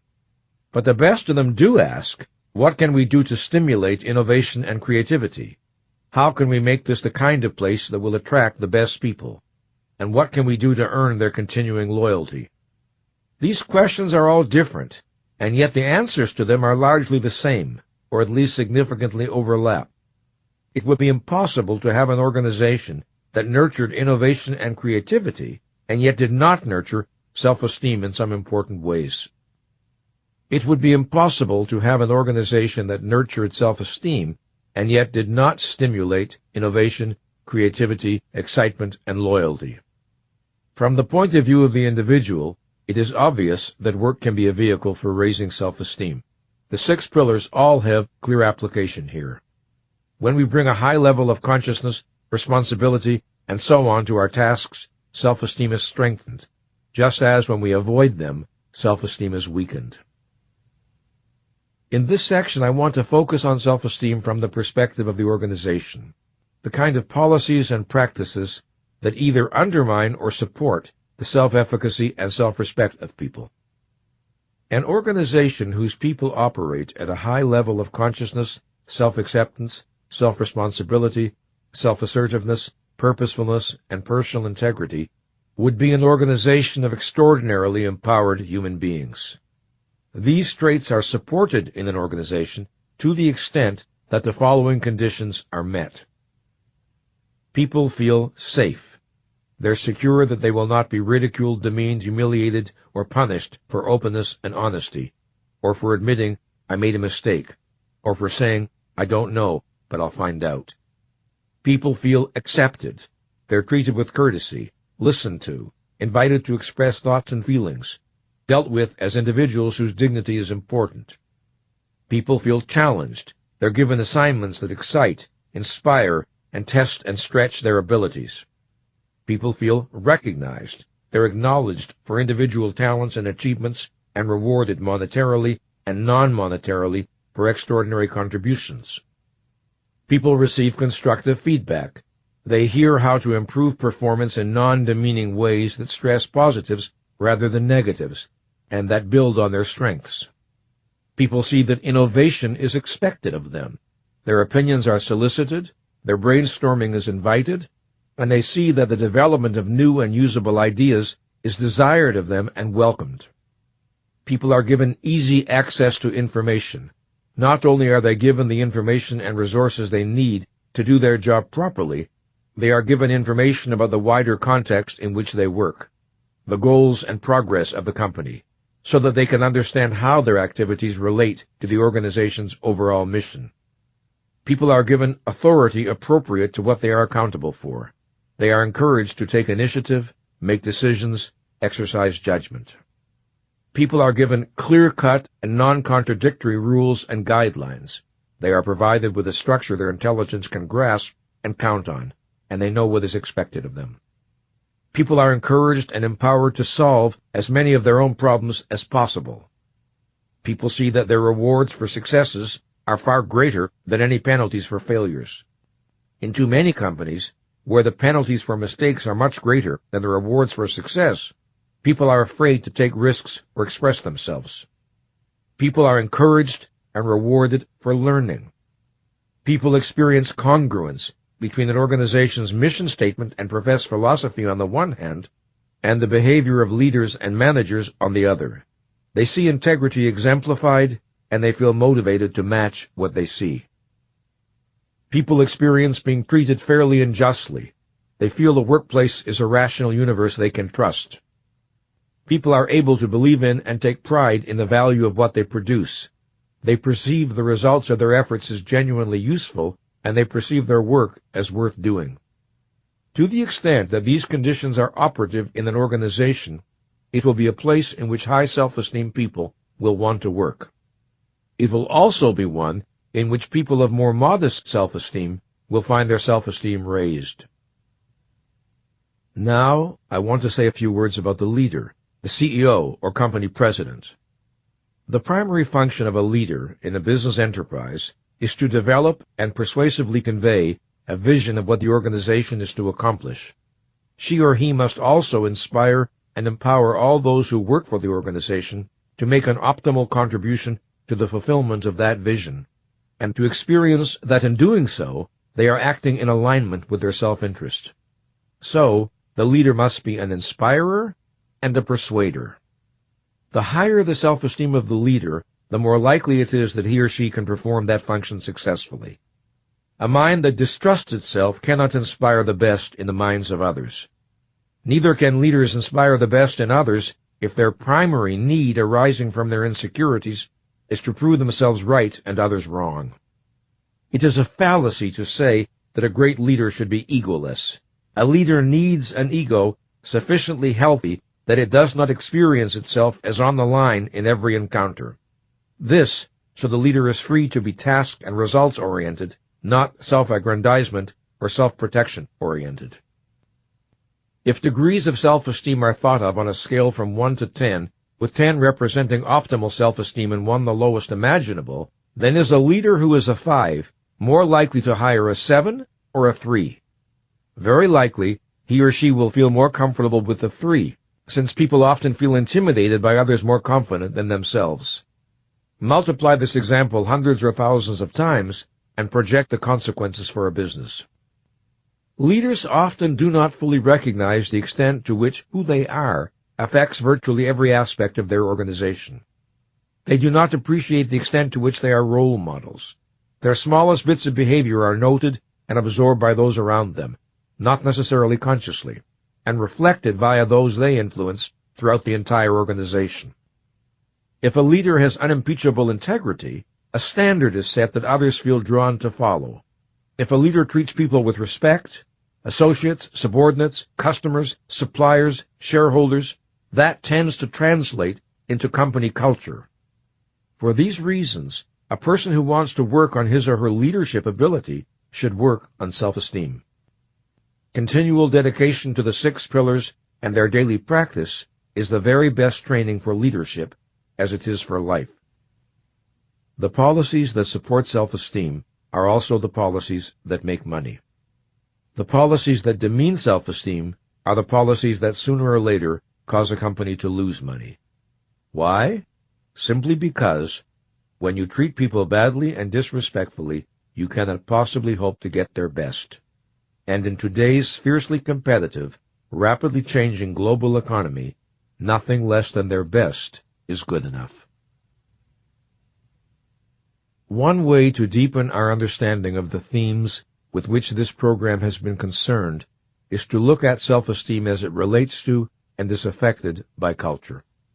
Let us begin by considering the idea of self-esteem itself. It is not an idea one finds in all cultures. It emerged in the West only recently, and is still far from well understood. Self-esteem existed in human consciousness thousands of years before it emerged as an explicit idea. Now that it has emerged, the challenge is to understand it. The need for self-esteem is not cultural. The need is inherent in human nature. What is the effect of different cultures and different cultural values on self-esteem? Every society contains a network of values, beliefs, and assumptions, not all of which are named explicitly, but which nonetheless are part of the human environment. Indeed, ideas that are not identified overtly, but are held and conveyed tacitly, can be harder to call into question. This is precisely because they are absorbed by a process that largely bypasses the conscious mind. Everyone possesses what might be called a cultural unconscious, a set of implicit beliefs that reflect the knowledge, understanding, and values of a historical time and place. I do not mean there are no differences among people within a given culture in their beliefs at this level, nor do I mean that no one holds any of these beliefs consciously, or that no one challenges any of them. I mean only that at least some of these beliefs tend to reside in every psyche in a given society, and without ever being the subject of explicit awareness. Throughout human history, Most societies and cultures have been dominated by the tribal mentality. This was true in primitive times, in the Middle Ages, and in socialist and some non-socialist countries in the 20th century. Japan is a contemporary example of a non-socialist nation still heavily tribal in its cultural orientation, although it may now be in the process of becoming less so. The essence of the tribal mentality is that it makes the tribe as such the supreme good and denigrates the importance of the individual. It tends to view individuals as interchangeable units and to ignore or minimize the significance of differences between one human being and another. At its extreme, it sees the individual as hardly existing except in the network of tribal relationships. The individual by him or herself is nothing. The tribal premise is intrinsically anti-self-esteem. It is a premise and an orientation that disempowers the individual as individual. Its implicit message is, you don't count. By yourself, you are nothing. Only as part of us can you be something. Thus, any society, to the extent that it is dominated by the tribal premise, is inherently unsupportive of self-esteem. In such a society, the individual is socialized to hold him or herself in low esteem relative to the group. Self-assertiveness is suppressed. Pride tends to be labeled a vice. What was so historically extraordinary about the creation of the United States of America was its conscious rejection of the tribal premise. The Declaration of Independence proclaimed the revolutionary doctrine of individual inalienable rights and asserted that the government exists for the individual, not the individual for the government. Although our political leaders have betrayed this vision many ways and many times, it still contains the essence of what the abstraction America stands for. Freedom, individualism, the right to the pursuit of happiness, self-ownership, the individual as an end in him or herself, not a means to the ends of others, not the property of family or church or state or society. At the core of the American tradition was the fact that this country was born as a frontier nation, where nothing was given and everything had to be created. Self-discipline and hard work were highly esteemed cultural values. There was a strong theme of community and mutual aid, to be sure, but not as substitutes for self-reliance and self-responsibility. Independent people helped one another when they could, but ultimately everyone was expected to carry his or her own weight. This generalized account of traditional American culture leaves out a good deal. It does not, for instance, address the institution of slavery, the treatment of black Americans as second-class citizens, or legal discrimination against women. Just the same, we can say that to the extent the American vision was actualized, it did a good deal to encourage healthy self-esteem. It encouraged human beings to believe in themselves and in their possibilities. At the same time, a culture is made of people, and people inevitably carry the past with them. Americans may have repudiated the tribal premise politically, but they or their ancestors came from countries dominated by the tribal mentality. Their history often continued to influence them culturally and psychologically. They may in some instances have come to these shores to escape religious prejudice and persecution, but many of them carried the mindset of religious authoritarianism with them. They brought old ways of thinking about race, religion, and gender into the New World. Conflicting cultural values present from the beginning continue to this day. In our present culture, pro-self-esteem forces and anti-self-esteem forces collide constantly. The 20th century witnessed a shift in cultural values in the United States, and predominantly the shift has not supported higher self-esteem, but has encouraged the opposite. Today, the American culture is a battleground between the values of self-responsibility and the values of entitlement. This is not the only cultural conflict we can see around us, but it is the one most relevant to self-esteem. It is also at the root of many of the others. We are social beings who realize our humanity fully only in the context of community. The values of our community can inspire the best in us or the worst. A culture that values mind, intellect, knowledge, and understanding promotes self-esteem. A culture that denigrates mind undermines self-esteem. A culture in which human beings are held accountable for their actions supports self-esteem. A culture in which no one is held accountable for anything breeds demoralization and self-contempt. A culture that prizes self-responsibility fosters self-esteem. A culture in which people are encouraged to see themselves as victims fosters dependency, passivity, and the mentality of entitlement. The evidence for these observations is all around us. Cultures do not encourage the questioning of their own premises. One of the meanings of living consciously has to do with one's awareness that other people's beliefs are just that, their beliefs, and not necessarily the ultimate truth. The average person tends to judge him or herself by the values prevalent in his or her social environment, as transmitted by family members, political and religious leaders, teachers, newspaper and television editorials, and popular art such as movies. These values may or may not be rational, and may or may not answer to the needs of the individual. I am sometimes asked if a person cannot achieve genuine self-esteem by conforming and living up to cultural norms that he or she may never have thought about, let alone questioned, and that do not necessarily make a good deal of sense. Is not the safety and security of belonging with and to the group a form of self-esteem? Does not group validation and support lead to an experience of true self-worth? The error here is in equating any feeling of safety or comfort with self-esteem. Conformity is not self-efficacy. Popularity is not self-respect. Whatever its gratifications, a sense of belonging is not equal to trust in my mind or confidence in my ability to master the challenges of life. The fact that others esteem me is no guarantee I will esteem myself. If I live a life of unthinking routine, with no challenges or crises, I may be able to evade for a while the fact that what I possess is not self-esteem, but pseudo-self-esteem. When everything is all right, everything is all right. But that is not how we determine the presence of self-esteem. Genuine self-esteem is what we feel about ourselves when everything is not all right, when we are challenged by the unexpected, when the cocoon of the group can no longer insulate us from the tasks and risks of life. At such moments, our deepest premises reveal themselves.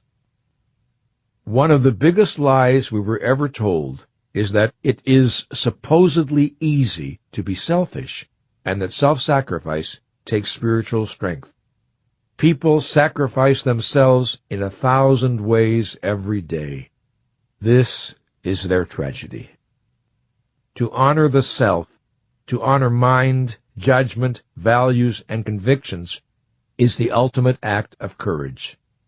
Observe how rare it is, but it is what self-esteem asks of us. The need for self-esteem is a summons to the hero within us. This means a willingness and a will to live the 6 practices when to do so may not be easy. We may need to overcome inertia, face down fears, confront pain, or stand alone in loyalty to our own judgment, even against those we love. No matter how nurturing our environment, rationality, self-responsibility, and integrity are never automatic. They always represent an achievement. We are free to think or to avoid thinking, free to expand consciousness or to contract it, free to move toward reality or to withdraw from it. The 6 pillars all entail choice. Living consciously requires an effort. Generating and sustaining awareness is work.